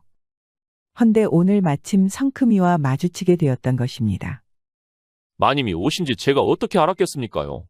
전 그저 일을 하러 왔을 뿐이지요. 이 집에서 품팔이를 불렀단 말이냐? 하인이 얼마나 많은데 널 또 부른 것이야? 그야 저도 모르지요. 뭐 알겠다. 그러는데 나주 목사 댁 하인 하나가 성큼이를 데리러 왔지요. 성큼이는 하인에게 이끌려 어느 별채 앞으로 갔답니다. 이 집 바시가 한양으로 떠나니까 네가 아씨 물건을 짊어지고 가야 한다 이 말이야. 알았소. 이거 팔자에도 없던 한양 구경을 하게 쓰겄구먼. 성큼이는 아씨짐을 수레에 실었습니다. 잠시 후 아씨가 밖으로 나왔습니다. 헌데 아씨를 처음 본 성큼이는 눈이 휘둥그레해졌지요. 너무나 아름다운 아씨는 마치 천상에서 내려온 선녀와 같았습니다. 네가 오늘 내 짐을 옮길 수레꾼이냐? 그렇습니다요, 아씨. 알았다. 그럼 어서 가자꾸나. 네, 아씨. 성큼이는 수레를 끌고 아씨의 뒤를 따라 나섰습니다. 사람이 어쩜 이렇게 아름다울 수가 있는 것이야. 정말 믿어지지가 않는구먼. 성큼이는 아씨를 보면서 속으로 감탄 또 감탄을 하였습니다. 그렇게 한눈에 아씨에게 푹 빠지고 말았지요. 막 출발하려는데 박진사 마님이 성큼이에게 다가온 것이었습니다. 역시나 아씨 미색에 홀려 해롱해롱 하는구나. 아이고, 그게 아니오라. 되었다. 너 다운이 길게 말하지 않으마. 그보다 조심하거라. 아무래도 이 집 하인이 아닌 너한테 이 일을 맡긴 것이 수상하구나. 그렇게 귀띔하고 가는 것이었죠. 하여튼 성큼이는 아씨의 뒤를 따라 길을 나섰습니다. 한참을 가다 보니 어느새 산길로 접어들었지요. 다리가 아픈 아씨가 잠시 쉬자는 것이었습니다. 잘 됐구먼요. 지는 잠시 급해서 좀 댕겨오겠습니다. 알았다. 알았으니 멀찍이 가서 보고 오려무나. 성큼이는 먼 풀숲으로 향했지요. 시원하게 이를 보고 오는데 갑자기 아씨의 비명소리가 들리는 게 아니겠습니까? 그리하여 깜짝 놀란 삼보는 후다닥 달려가 보았지요. 아니 그런데 이게 뭔 일이랍니까? 아씨는 벼랑 아래에 떨어져 있었고 산적들이 아씨를 잡으려 내려가고 있었지요. 이놈들 당장 꺼지지 못할까? 아니 웬 놈이 짖는구나. 여봐라 저놈도 자서 입막음을 해야겠다. 성큼이는 호랑이처럼 산적들에게 달려들었지요. 제일 먼저 다가오는 산적을 걷어차 떨어뜨리고는 다른 놈은 붙잡아 던져버렸습니다. 하나 남은 산적이 칼을 뽑았지요. 어르신들 하는 일에 네 놈이 끼어들어서 되겠느냐. 산속에서 조용히 죽도록 하거라. 너나 산속에서 똥 많이 싸라. 성큼이는 커다란 짱돌을 던져 쓰러뜨렸답니다. 산적은 칼 한 번 못 휘둘러보고 뻗어버렸지요. 그렇게 산적들을 모두 쓰러뜨린 성큼이는 얼른 아씨에게 달려가 보았답니다. 아씨는 절벽에서 굴러 떨어지면서 상처를 입었지요. 다리가 왜 이러지? 꼼짝도 안 하는구나. 아씨가 다리를 부여잡고 대굴대굴 구르는데 성큼이가 살펴보니 골절이었습니다. 아이고, 귀한 집 아씨가 횡액을 당하셨네. 조금만 참아보십시오. 성큼이는 똑바른 나뭇가지를 가져와 아씨의 다리에 대고 옷가지를 찢어 잘 싸매 주었습니다. 보기엔 좀 너절해도 급한 불은 껐습니다요. 이제 며칠 쉬시면 부러진 뼈가 붙을 것입니다요. 고맙다 성큼아. 날 구해주고 다리도 치료해주다니. 별거 아닙니다요. 성큼이가 씩 웃는데 아씨는 아무래도 성큼이가 좋아진 것 같았지요. 아씨는 얼굴이 달아올라서 성큼이를 똑바로 쳐다볼 수가 없었답니다. 그럼 어서 가자. 갈 길이 멀구나. 아씨가 기다란 나뭇가지를 지팡이 삼아 몇 걸음 걸었는데 금세 휘청하는 것이었습니다. 성큼이가 부축하려 했지만 어째 아씨는 한사코 거절하는 것이었죠. 그도 그럴 것이 가슴이 자꾸만 콩닥거리니 성큼이에게 들킬 것 같았거든요. 아씨, 그 다리로 어찌 걸으시려고요? 그렇다고 이 산속에서 마냥 있을 수는 없잖아. 난 괜찮으니. 아이고, 거봐요, 또 쓰러지실 뻔했잖아요. 거기 계세요. 제가 업어드릴 테니. 성큼이는 얼른 다가와서 아씨를 등에 업었답니다. 고맙다, 성큼아. 허나 성큼이는 대답할 수가 없었습니다. 등에서 아씨의 부드러운 살결이 그대로 느껴졌지요. 성큼이의 가슴이 세차게 뛰기 시작하였습니다. 아이고, 이놈의 심장이 왜 이리 벌렁대느냐? 이러다 아씨에게 들키겠다, 이놈아. 아니 그런데 아씨가 두 팔로 성큼이의 목을 쏙 감싸는 게 아니겠습니까? 그러다 보니 성큼이는 심장이 터질 것만 같았지요. 그렇게 산길을 가려는데 갑자기 아씨가 부르는 것이었습니다. 우릴 공격한 산점 옆으로 데려다줘. 아무래도 낯이 있다 싶어. 네? 그게 뭔 소리래요? 그러면서도 성큼이는 아씨를 데리고 산적 옆으로 갔답니다. 가서 복면을 내려보았지요. 헌데 아씨가 기함을 하는 것이었습니다. 이럴 수가. 이놈은 삼촌 밑에서 일하는 하인이야. 삼촌이라뇨? 어떤 삼촌이 이리도 가혹하게 군단 말입니까? 몰랐어? 나주 목사가 우리 삼촌이야. 네? 그럼 목사나리가 아버님이 아니셨던 건가요? 아씨의 말에 성큼이는 기절할 듯이 놀랐지요. 분명히 목사 집안 아씨인 줄 알았는데 이제 보니 조카였던 것입니다. 오랫동안 목사댁에 머물러서 다들 그 집 아씨인 줄 알았던 것이지요. 아씨는 한양의 아버님과 어머님을 잃고 삼촌의 목사댁에서 기거하고 있었습니다. 허나 워낙 갑부집 아시다 보니 서울에도 재산이 엄청 많았던 것이었죠. 요새 삼촌이 자꾸만 재산에 탐을 내요. 삼촌 집을 나선 것인데. 아이고, 탐을 2번 내었다간 진짜 사람 잡겠습니다. 아씨는 배신감에 눈물을 흘려지요. 아씨가 사라지면 그 집 재산을 물려받을 사람이 삼촌인 자기밖에 안 남았으니까요. 참으로 비정한 삼촌이었습니다. 이러려고 자기 하인을 쓰지 않았구만. 날 부른 게 이런 이유였어. 너도 삼촌에게 당한 거구나. 아씨는 괜스레 일에 휘말린 성큼이가 불쌍한지 뺨을 어루만졌답니다. 그 손길이 어찌나 따스한지 성큼이는 정신이 나갈 뻔했지요. 그러다 퍼뜩 정신을 차렸습니다. 이럴 게 아니라 빨리 여길 떠나죠. 언제 또 추적자가 들이닥칠지 모릅니다요. 그래, 어서 가자. 한시도 더 있고 싶지가 않아. 하여 성큼이는 아씨를 업은 채 바삐 걸음을 옮겼습니다. 그렇게 한참을 가는데 추적자들이 횃불을 들고 따라붙는 것이었죠. 역시나 나주 목사는 아씨를 살려둘 생각이 없었던 것입니다. 성큼이는 아씨를 업고 죽어라 움직였죠. 헌데 아무리 달아나려 해도 어째 자꾸만 되돌아오는 것이었습니다. 이것들이 우릴 포위하려나 봅니다. 그럼 어떡하지? 방법이 하나 있지요. 아씨는 저만 믿으셔요. 성큼이는 아예 나주 땅으로 발길을 돌렸습니다. 왔던 길을 되돌아가는 것이었죠. 추적자들은 성큼이가 그렇게 나올 줄은 꿈에도 몰랐습니다. 덕분에 성큼이는 아씨를 데리고 무사히 포위망을 빠져나올 수 있었지요. 헌데 문제는 그 다음이었습니다. 아이고, 꼼짝없이 나주 땅에 갇혔구나. 이를 어쩐다. 나주는 나주 목사의 앞마당이었죠. 어딜 가나 간자들의 눈이 번뜩일 테니 참으로 큰일이었죠. 이제 어떡하지? 여긴 삼촌의 손바닥 아니나 다름없어. 그러게나 말입니다. 일단 저희 집으로 몸을 피하시죠. 하여 성큼이가 집으로 돌아가는 와중이었죠. 어두운 골목길에서 갑자기 누가 소매를 잡아 끄는 것이 아니겠습니까? 놀라 돌아보니 박진사 마님이었지요. 네, 이럴 줄 알았다. 아서라, 지금 자네 집에는 목사가 보낸 포졸들이 쫙 깔렸느니라. 아이고, 마님 덕분에 살았습니다요. 헌데 마님은 어떻게 성큼이가 돌아올 줄 알았을까요? 네가 떠나고 얼마 지나지 않아 목사께서 성큼이의 네가 아씨를 해쳤다고 소문을 내더구나. 네? 제가 아씨를요?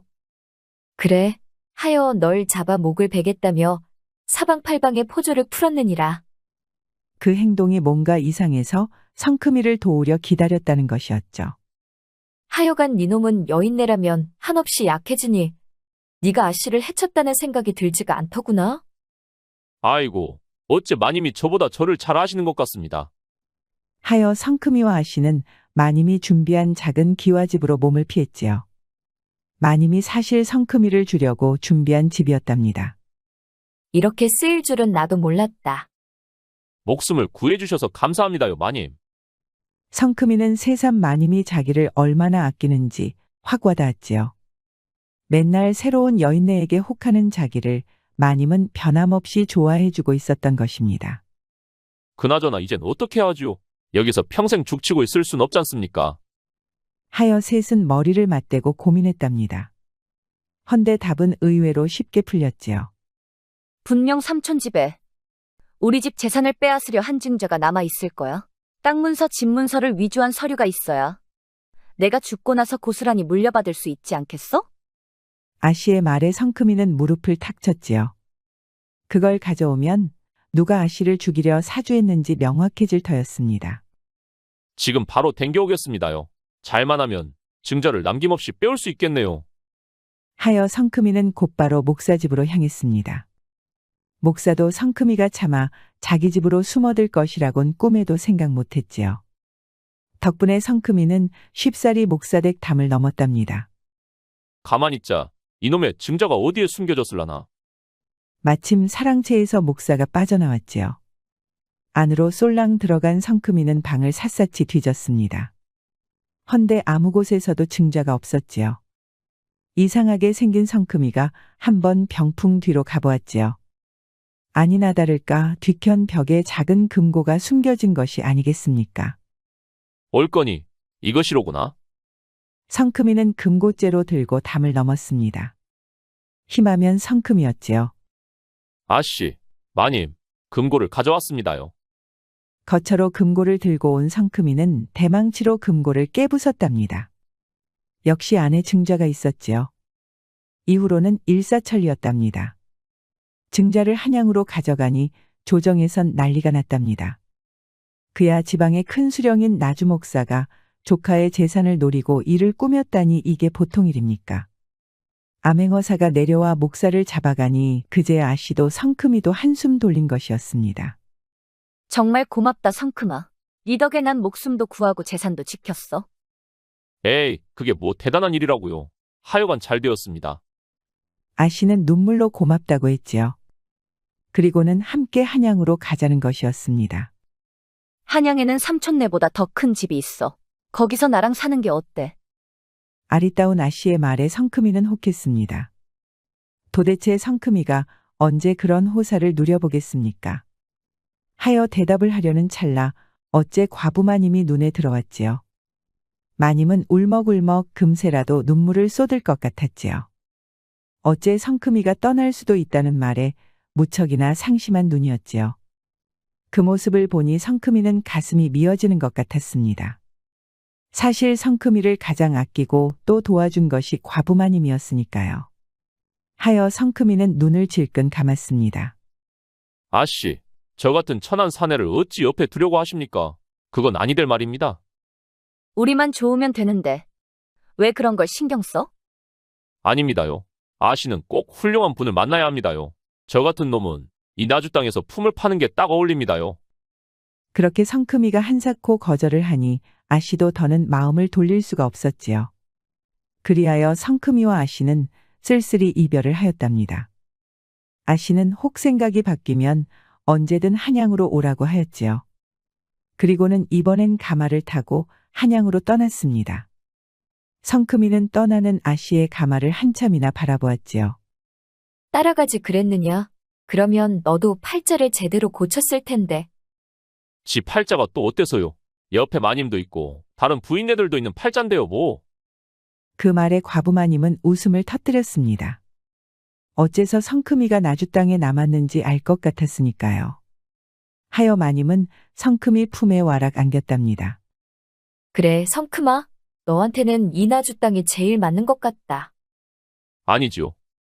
나주에 여인이 제일 맞는 것이죠, 네? 그렇게 성큼이는 나주장터에 남았습니다. 아주 가끔씩 성큼이는 저 먼 하늘을 바라보며 알 수 없는 미소를 지었답니다. 그래도 몸은 여기 마님 옆에 있으니 그것 또한 행복한 일이었지요. 잘 사세요, 아씨. 한양에서 꼭 행복하셔야 합니다요. 성큼이는 자주 과부마님 댁에 드나들며 일을 해주었지요. 낮에는 비록 일꾼이었지만 밤에는 마님과 안방에서 알콩달콩한 사이가 되었지요. 그런 성큼이를 마님은 극진히 대하니 둘만 있으면 부부나 다름없었지요. 특히 밤이 깊어지면 안방에서는 매일 말뚝 박는 소리가 들려왔답니다. 자지러지는 마님의 비명소리는 덤이었고요. 하여간 이 맛에 성큼이가 나주에 남은 건지도 모르겠습니다. 자리이타라는 말이 있습니다. 다른 사람을 이롭게 하는 것이 곧 자신을 이롭게 한다는 말입니다. 성큼이는 평생 남을 위해 일을 하였지만 덕분에 다양한 인연을 만들어냈지요. 비록 신분 차이는 넘을 수 없었지만 그래도 성큼이 같은 삶이라면 한번 살아보고 싶은 것 같습니다.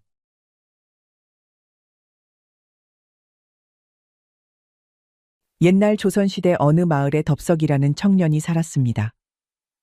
덥석이는 성실한 청년이었지만 생긴 게 워낙 험상궂은 터라 별명이 소도둑이었지요. 어이 소도둑, 소를 끌고 어딜 가시나?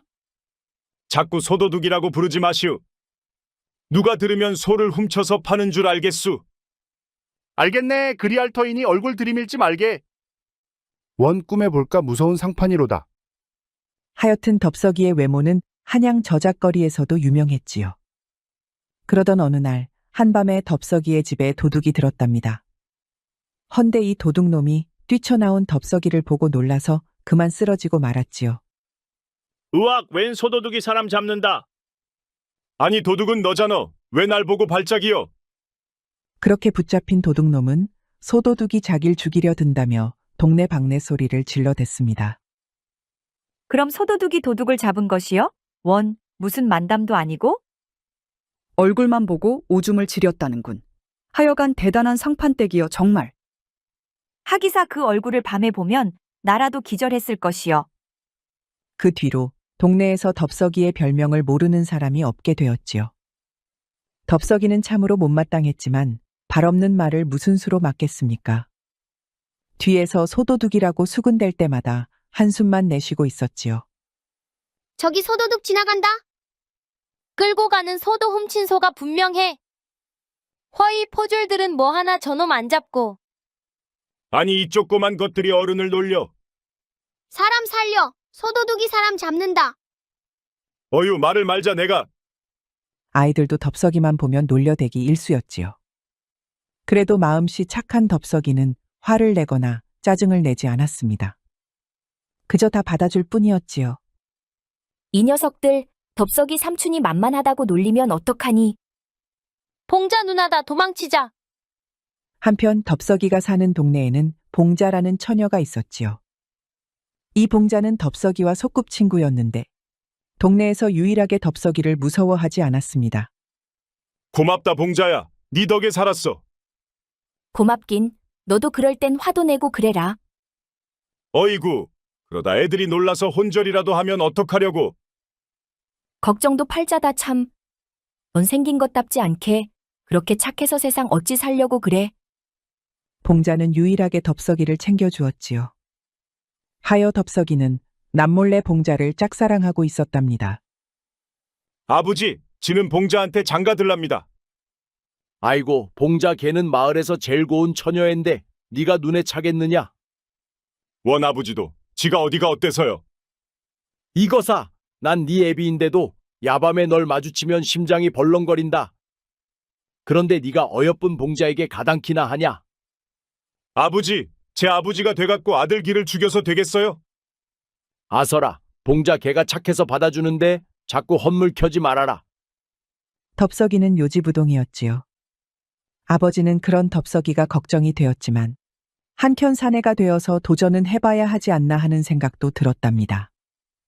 그래, 사나이가 야망이 있어야지 그렇죠. 아버지가 제 마음을 이해하실 줄 알았어요. 그렇게 며칠이 지났지요. 하루는 푸주간에 다녀온 덥석이가 봉자 생각이 났답니다. 그리하여 제일 좋은 등심을 한 근 챙겨 봉자 집으로 향했지요. 봉자야, 집에 있어. 깜짝이야. 덥석아 무슨 일이야? 좋은 고기가 들어왔거든. 네 생각이 나서 내가 좀 싸왔다. 그러니 가져온 고기는 잘 먹을게. 덥석이는 봉자의 말에 기분이 날아갈 것 같았습니다. 그 험상궂은 얼굴에 미소가 피었지요. 꼭 사람 잡기 직전의 악당 같은 얼굴이었지만 그래도 뭐 어쩌겠습니까. 덥석이는 입이 귀에 걸려서는 집으로 돌아갔지요. 아니 오늘따라 덥석이 저 자식이 왜 이리 인상을 구기냐? 인상을 구긴 게 아니라 웃는 것이요. 웃는 것도 아주 살벌하게 웃는구만. 동네 사람들이 수근거렸지만 덥석이는 마냥 좋았습니다. 봉자의 미소를 본 것이 너무나도 좋았으니까요. 하여 다음에도 또 선물 공세를 펼칠 요량이었지요. 봉자에게 다음엔 뭘 좀 갖다 줄까? 옳거니 요새 산딸기가 실어니께 그걸 좀 따와야 쓰겄다. 그리하여 며칠이 지난 어느 날, 덥석이는 봉자에게 줄 산딸기를 따러 산을 올랐지요. 아니 그런데 이게 뭔 일이랍니까? 봉자가 글쎄 옆 마을 호식이와 서로 부둥켜 안고 있는 것이 아니겠습니까? 꼭 달라붙은 것이 너무나도 사이가 좋아 보였지요. 봉자야, 너 정말 덥석이랑 아무 사이도 아니지? 덥석이? 말도 마. 걘 너무 무섭게 생겨서 옆에 있기만 해도 오금이 저린걸. 덥석이는 봉자의 말에 그대로 얼어붙고 말았습니다. 숨도 제대로 쉬어지지 않았지요. 그렇다면 정말 다행이고 이제 내 고백해도 되겠는걸? 네 마음이 어떤데? 봉자, 난 니한테 첫눈에 반했어. 넌 저 계곡에 핀 물레꽃처럼 이쁘니까. 몰라. 호식이 너는 얼굴만 미끈한 게 아니라 알솜씨도 왜 이리 미끈하니? 내 미끈함은 오직 봉자니 안으로 들어가기 위한 것임을 알아주면 좋겠어. 호식이의 말에 봉자는 좋아서 자지러졌습니다. 달아오른 두 사람은 누가 먼저랄 것도 없이 입을 맞췄답니다. 참으로 잘 어울리는 한 쌍이 아닐 수 없었지요. 봉자야! 입만 뻐끔거리던 덥석이는 간신히 외마디 소리가 나왔답니다. 그제야 덥석이를 눈치챈 봉자와 호식이는 놀라서 자지러졌지요. 그야 소도둑처럼 생긴 덥석이가 눈을 크게 뜨니 귀신 도깨비가 따로 없었으니까요. 잔뜩 겁먹은 두 사람은 서로 부둥켜 안고 아우성을 쳤답니다. 덥석아, 제발 봉자는 살려주라. 해치더라도 나만 해쳐. 아니야, 이건 다 내 탓이야. 내가 호식이를 사랑해서 벌어진 일이니까 제발 호식이만은 살려주라, 응? 아니 이것들이 지금 뭐라는겨? 내가 시방 니들을 해칠 거라는겨? 기가 막힌 덥석이가 눈을 크게 뜨자 둘은 울부짖었지요. 혹시 덥석이가 해코지라도 하는 게 아닌지 겁을 먹은 것 같았습니다. 우리 그냥 사랑하게 해주라, 제발. 봉자야, 죽음이 우리를 갈라놓을지라도 난 영원히 널 사랑해. 잘들 논다 잘들 놀아. 에라이 난 갈란다. 어이가 없어진 덥석이는 손을 내저으며 발길을 돌렸습니다.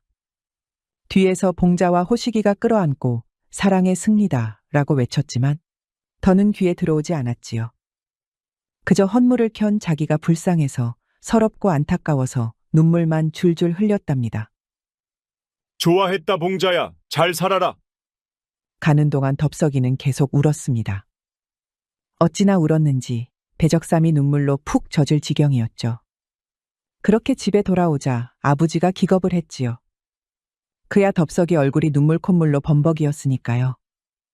아니 이놈아, 드디어 일을 저질렀느냐? 일은 무슨 일이에요? 그저 제 마음이 깨진 것뿐이에요. 아니겠지? 봉자는 아직 살아있느냐? 아버지 신소리 말고 물이나 한 잔 주시오. 냉수를 벌컥벌컥 들이킨 덥석이는 방으로 들어갔습니다. 들어가서는 아주 대성통곡을 하며 울었지요. 어찌나 크게 우는지 집이 다 들썩일 지경이었답니다. 에휴, 봉자가 안 받아준 모양이로구나. 내 그럴 줄 알았다 이거사. 덥석이는 일도 나가지 않은 채 사흘 밤낮을 그러고만 있었답니다. 매일같이 봉자와 달콤한 미래를 그리고 있었는데 호식이와 봉자의 관계를 보고는 모든 꿈이 깨지고 말았으니까요. 그러나 어찌하겠습니까? 시련의 상처는 시간만이 해결해 줄 터였으니까요. 며칠째 안 나오네요. 저러다 병 나겠어요. 놔두시오. 에휴, 저 상판떼기를 도대체 누가 감당하겠어? 덥석이가 안타까운 아버지는 곰방대만 뻑뻑 피웠답니다. 저놈은 누굴 닮았길래 생긴 게 저리도 험상궂단 말이여.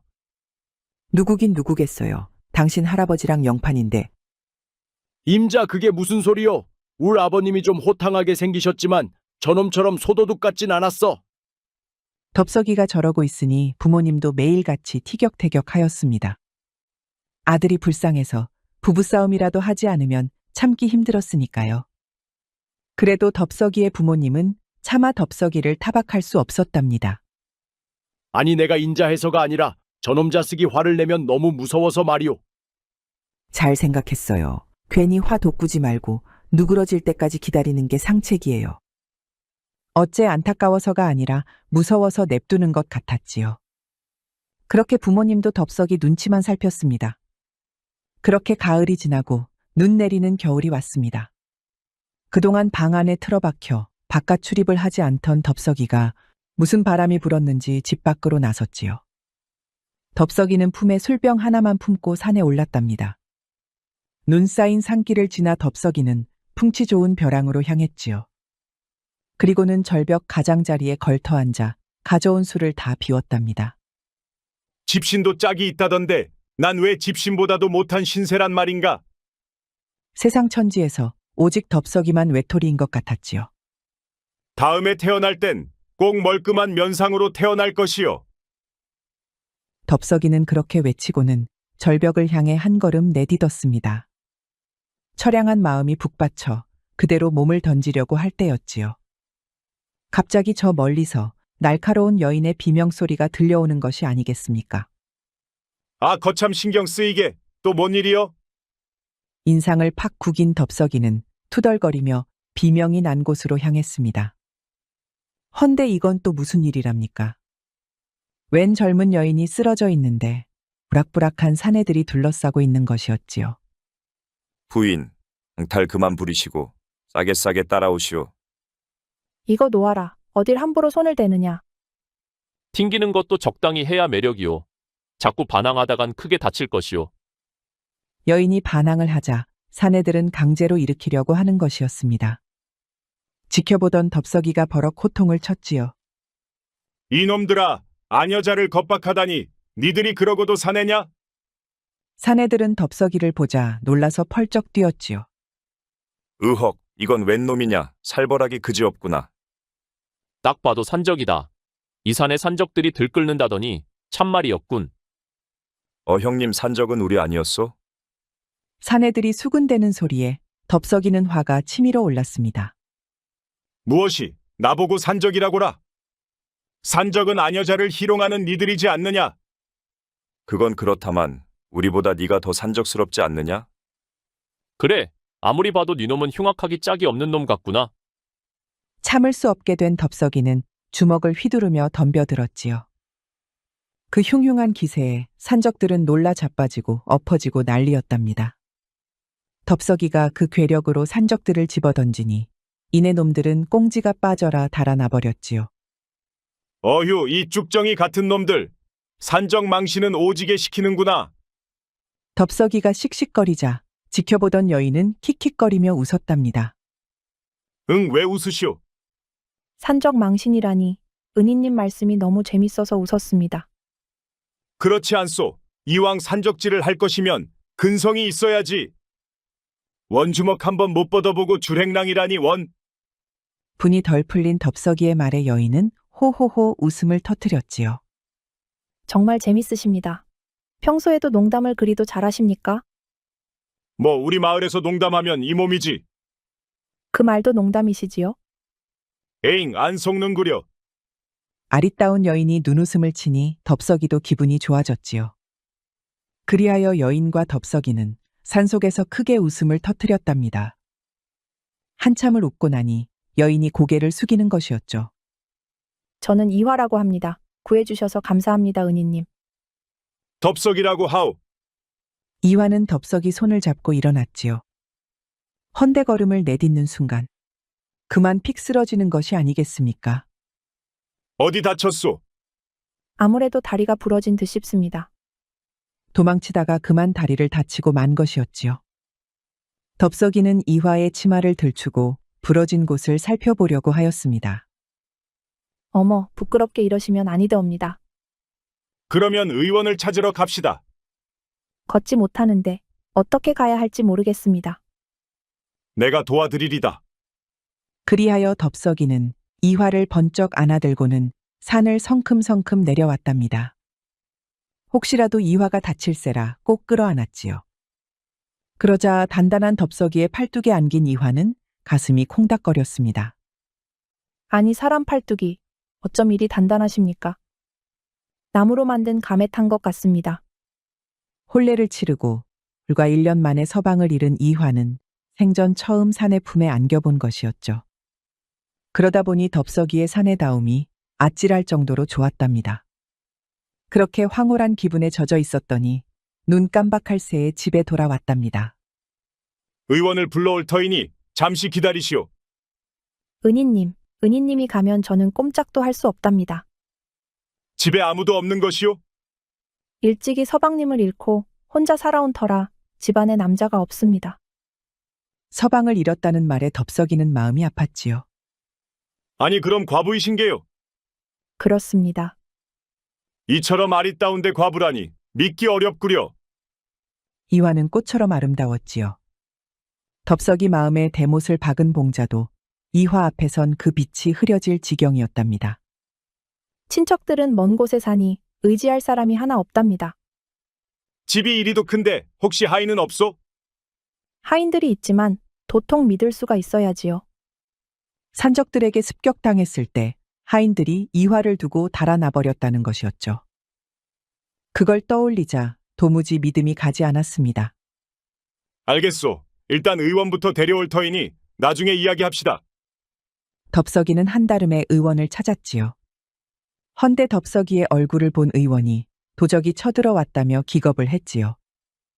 벌건 대낮에 강도질이냐? 이놈 줄 돈은 없다 이놈아. 뭔 소리입니까 지금? 환자가 있어 의원을 모시러 온 것입니다. 그제야 진정한 의원은 덥석이 얼굴을 가만히 뜯어보았답니다. 응? 안 됐네만 추남은 병이 아니라네? 그 험상궂은 얼굴은 백약이 무효다 이 말일세. 아 진짜 의원님 아까부터 뭔 소리입니까? 환자는 내가 아니란 말입니다. 응? 그럼 그렇다고 말을 하지. 속을 박박 긁은 의원은 덥석이의 성화에 황급히 따라 나왔답니다. 그렇게 덥석이와 의원은 안방으로 들어갔지요. 아픈 곳이 어디요? 오른쪽 다리가 움직여지지 않아요. 그럼 좀 살펴보겠소이다.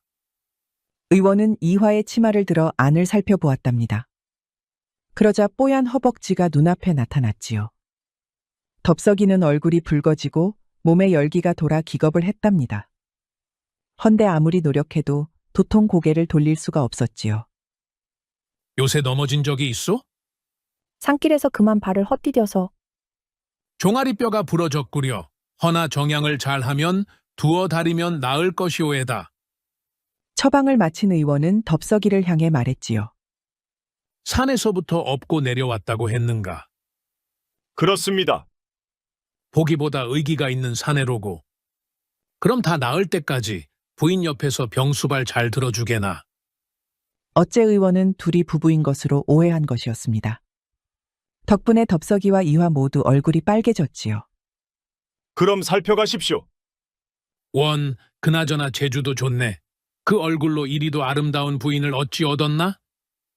아까부터 왜 자꾸 한마디씩 보태는 겁니까? 어서 가십시오. 어이구 화내지 말게. 심장 떨어지겠네. 그렇게 의원을 보내고 나니 덥석이는 본격적으로 이화의 병수발을 들었지요. 작은 것이 급하군요. 도와주시면 좋겠습니다.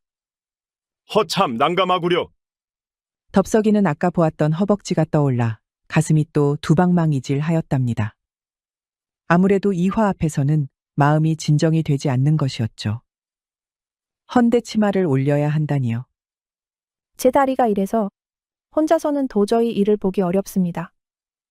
알겠소. 잠시만 기다려 보시오. 고민하던 덥석이는 과부의 허리를 번쩍 들었지요. 그리고는 요강 위에 잘 조준해 주는 것이었습니다. 이렇게 하면 치마 속도 보지 않고 그렇다고 이화가 아픈 다리로 이를 볼 필요도 없었으니까요. 어머머, 참으로 부끄럽습니다. 그래도 그 다리로 어찌 요강 위에 앉겠소. 이걸로 좀 참으시오. 이화는 민망했지만 어쩔 수가 없었습니다. 그리고 덥석이 말이 사실 틀린 게 하나도 없었으니까요. 그렇게 일을 마친 이화는 다시금 자리에 누웠습니다. 요깃거리를 만들 터이니 잠시만 있으시오. 덥석이는 얼른 부엌으로 가서는 미음을 끓였지요. 그리고는 숟가락을 들어 이화의 입에 직접 넣어 주었답니다. 요리에도 솜씨가 있으시군요. 다시 보았습니다. 사실 이 몸은 요리에 일가견이 있지. 허나 이 얼굴로 다니다 보니 다들 날 잘 모르더라오. 그러게요. 덕분에 이 맛있는 것은 저만 먹어보게 생겼습니다. 그러면서 이화는 호호호 웃었답니다. 그 모습이 어찌나 사랑스러운지 덥석이는 껴안고 싶은 마음을 간신히 억눌렀지요. 그렇게 화장실도 도와주고 식사도 챙긴 덥석이는 물수건과 대야를 가져와 이화의 세신까지 도와주었답니다. 덥석이가 사랑채로 가고 나니 방에는 이화만 남았습니다.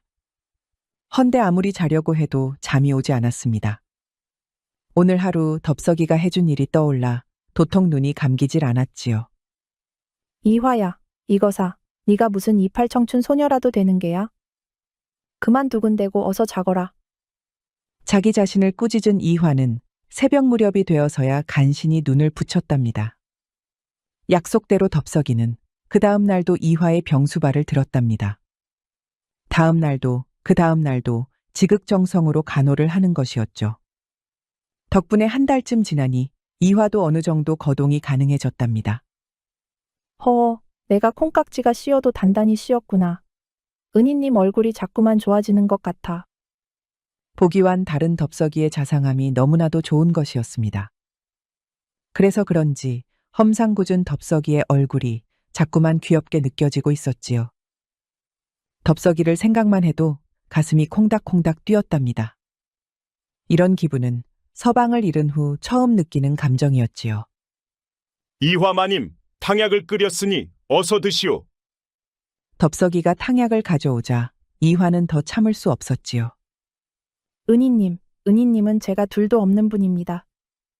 산적들한테서 구해주시고 이기도 보살펴 주시니 제겐 하늘보다도 은희님이 더 만극할 지경입니다. 그 말에 덥석이의 눈이 그렁그렁해졌지요. 고맙소. 허나 이 험상궂은 얼굴이 싫지는 않으시오. 싫긴 뭐가 싫습니까? 저는 은희님 얼굴이 듬직해서 좋기만 합니다. 덥석이의 가슴이 너무나 벅차올랐습니다. 사실 덥석이도 이화가 자꾸만 끌렸지요. 그러나 자기 생김새를 생각하면 이화 같은 절세미녀는 천부당 만부당 했습니다. 하여 내색하지 않고 참고 있었는데 오히려 이화가 먼저 고백을 해온 것이었지요. 더는 참지 못한 덥석이는 이화를 끌어안았습니다. 그리고 자기도 모르게 입술에 입을 맞췄지요. 이화마님, 제 마음을 받아주시겠소? 물론입니다. 은희님께서 주시는 마음 고맙게 받아들이겠습니다. 덥석이는 이화를 으스러지게 안았지요. 우통을 탁 걷어붙이자 울룩불룩한 근육이 그대로 드러났답니다. 이제 이화의 차례였지요. 은희님, 잠깐만요. 왜 그러시오? 시작하기 전에 약조 하나만 해주시지요. 무엇이오? 무슨 약조를 해야 한단 말이오? 저는 이미 한 번 지아비를 잃은 몸입니다. 하여 함부로 몸을 굴릴 수는 없습니다. 은희님은 저랑 맺어져 100년 해로할 마음이 있으신지요? 덥석이는 바로 대답을 할 수가 없었지요. 양반 집안인 이화와는 엄연한 신분 차이가 있었습니다. 때문에 이화와 정식으로 맺어질 수가 없는 노릇이었답니다. 그걸 잘 아는 덥석이는 도저히 약조를 할 수가 없었습니다. 마음은 굴뚝 같소. 헌데 미천한 이 몸이 이화마님 옆에 어찌 있을 수 있겠소? 덥석이는 고개를 푹 떨구고 말았지요. 현실이 눈앞에 닥치니 온몸이 무겁고 무력하기만 했답니다. 그런데 이화는 갑자기 덥석이의 손을 꼭 붙잡는 것이었지요. 은희님, 절 위해 한 번 더 목숨을 걸어주지 않으시렵니까? 부부의 연을 맺을 방법이 있다는 것이었죠. 덥석이는 두말 없이 고개를 끄덕였답니다. 이화마님과 맺어질 수만 있다면 목숨이라도 아깝지 않소. 다음 날 이화는 아침부터 덥석이와 함께 한양으로 향했습니다. 한양 도성에는 이화의 친정이 있었지요. 오라버니, 전에 제가 편지로 말씀드린 덥석이님입니다. 듣던 대로 험상궂기가 짝이 없구나. 이화야, 정말 이놈으로 족하느냐? 제 마음엔 변함이 없습니다.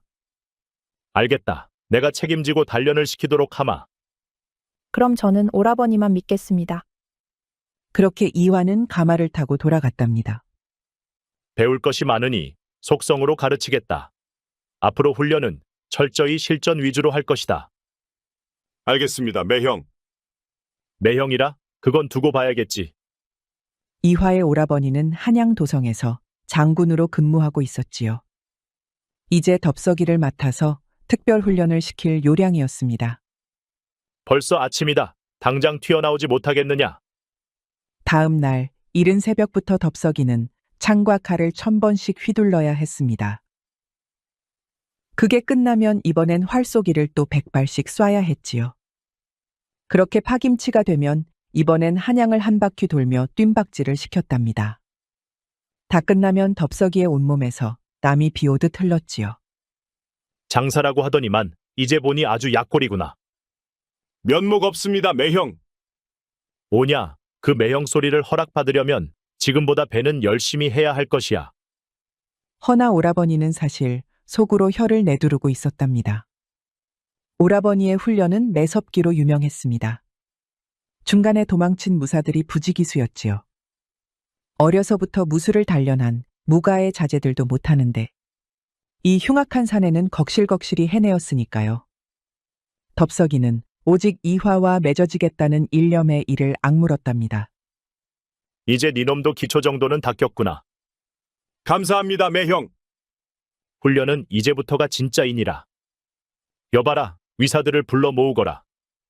이번엔 위사들이 돌아가며 덥석이와 한 판씩 붙는 것이었죠. 10명만 붙어도 입에서 단내가 나는데 오라버니는 첫날부터 50명을 붙였습니다. 덕분에 끝났을 땐 아주 숨도 못 쉴 지경이었답니다. 아직 멀었다. 처음에만 쓸만했지 뒤에 30명에겐 얻어맞기만 하였구나. 하기사 팔을 들어올릴 힘도 없는데 방역은 꿈도 못 꾸었죠. 덕분에 비 오는 날 먼지 나도록 실컷 두들겨 맞았답니다. 그래도 덥석이는 꾹 참고 그 다음날 훈련을 이어갔지요. 그렇게 또 반년이 지나자 이제는 50명을 너끈히 상대했답니다. 올해도 걸렸구나. 내일부터는 60명과 대결을 할 것이다. 그렇게 익숙해질 때마다 10명씩 늘어났답니다. 한 해가 지나자 어느새 100명이 되었지요. 고생했구나. 내가 수많은 무사를 보았지만 끈기만큼은 네가 제일 낫다. 덥석이 눈에서 뜨거운 눈물이 흘렀답니다. 2년 만에 훈련이 끝났습니다. 처음엔 이화와 잘해볼 요량으로 시작했지만 나중엔 무술 그 자체에 몰두하였지요. 이제 100명의 위사들과 차례로 대결할 수준이 되니 천하의 적수가 없을 지경이었습니다. 감사합니다, 매형. 아니, 스승님. 쑥스럽게 왜 정색을 하느냐. 이제 가서 준비나 하거라. 사흘 뒤 무과 시험이 있느니라. 허나 덥석이는 오라버니에게 큰 절을 하였습니다. 사고뭉치 촌뜨기였던 자신을 이제 당당한 무사로 만들어줬으니 당연한 일이었죠. 오라버니도 처음엔 반신반의했지만 나라의 동량이 된 덥석이를 보며 미소를 지었답니다. 그렇게 사흘 뒤 덥석이는 무과에서 당당히 급제를 하였지요. 내 주제에 무관이라니 정말 꿈만 같습니다, 매형. 잘했네, 덥석이 위사. 이젠 정말로 매형이라고 불러도 문제가 없겠구먼. 그렇게 덥석이는 내금 위의 위사가 되어 궁궐을 호위하였지요. 그러면서도 덥석이는 이화를 한시도 잊지 않았답니다. 이화의 소식은 아직 없습니까? 왜 없겠나. 한 달 뒤 한양에 올라온다고 하니 그때 정식으로 혼례를 치르도록 하게.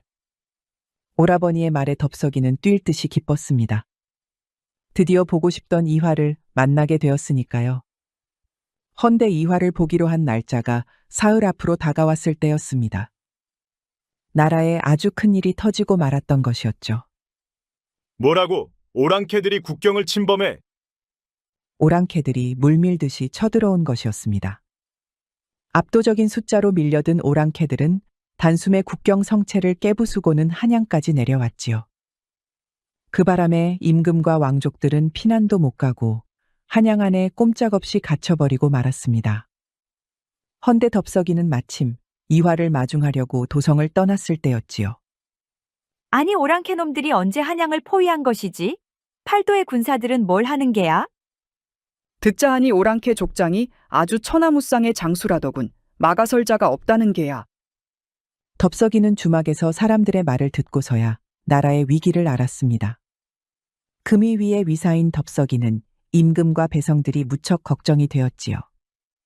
이화와의 약속 장소에는 벽보 한 장만 붙여놓고는 곧바로 한양으로 돌아갔습니다. 이럴 수가! 한양 성문이 뚫렸구나. 내통한 자가 몰래 문을 열어버렸던 것입니다. 그리하여 한양에는 온통 전쟁이 벌어지고 있었지요. 병사들이 목숨 걸고 막아서고 있었지만 바람 앞에 등불이었습니다. 덥석이는 복면을 쓴 채 얼른 한양 안으로 숨어 들어갔지요. 대장을 쓰러뜨리면 나머지는 알아서 흩어질 것이다. 발소리를 죽이고 돌아다니니 마침내 오랑캐 족장의 부대를 찾고 말았습니다.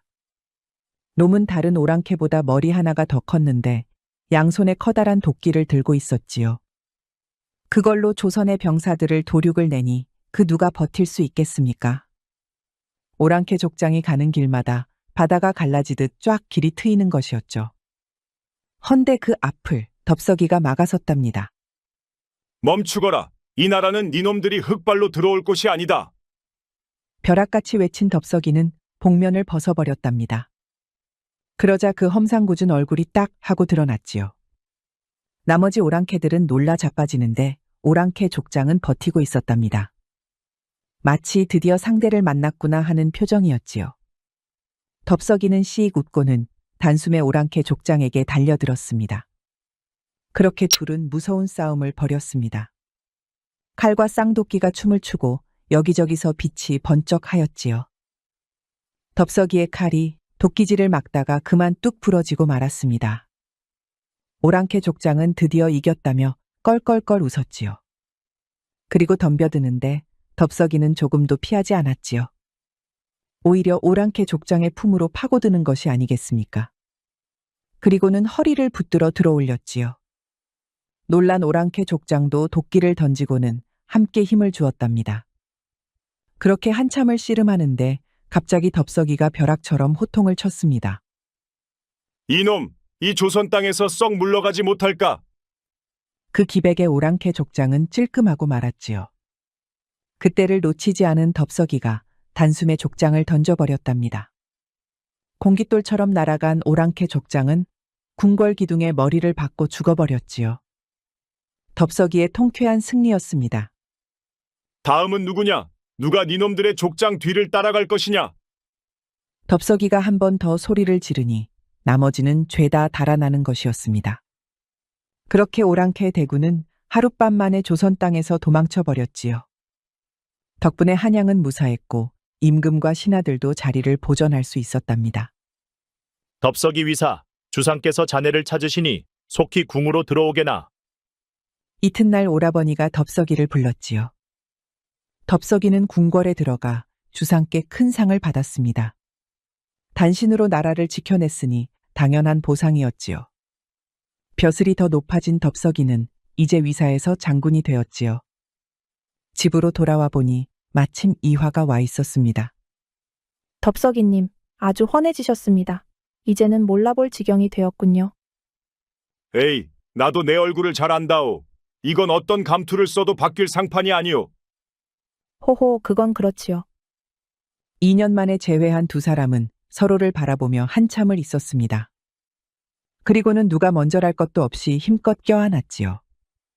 이 덥석이는 생긴 게 이 모양이라 별명도 소도둑이오. 괜찮겠소? 괜찮다마다요. 절 위해 나라까지 구하셨으니 이런 소도둑이 세상에 어디 있답니까?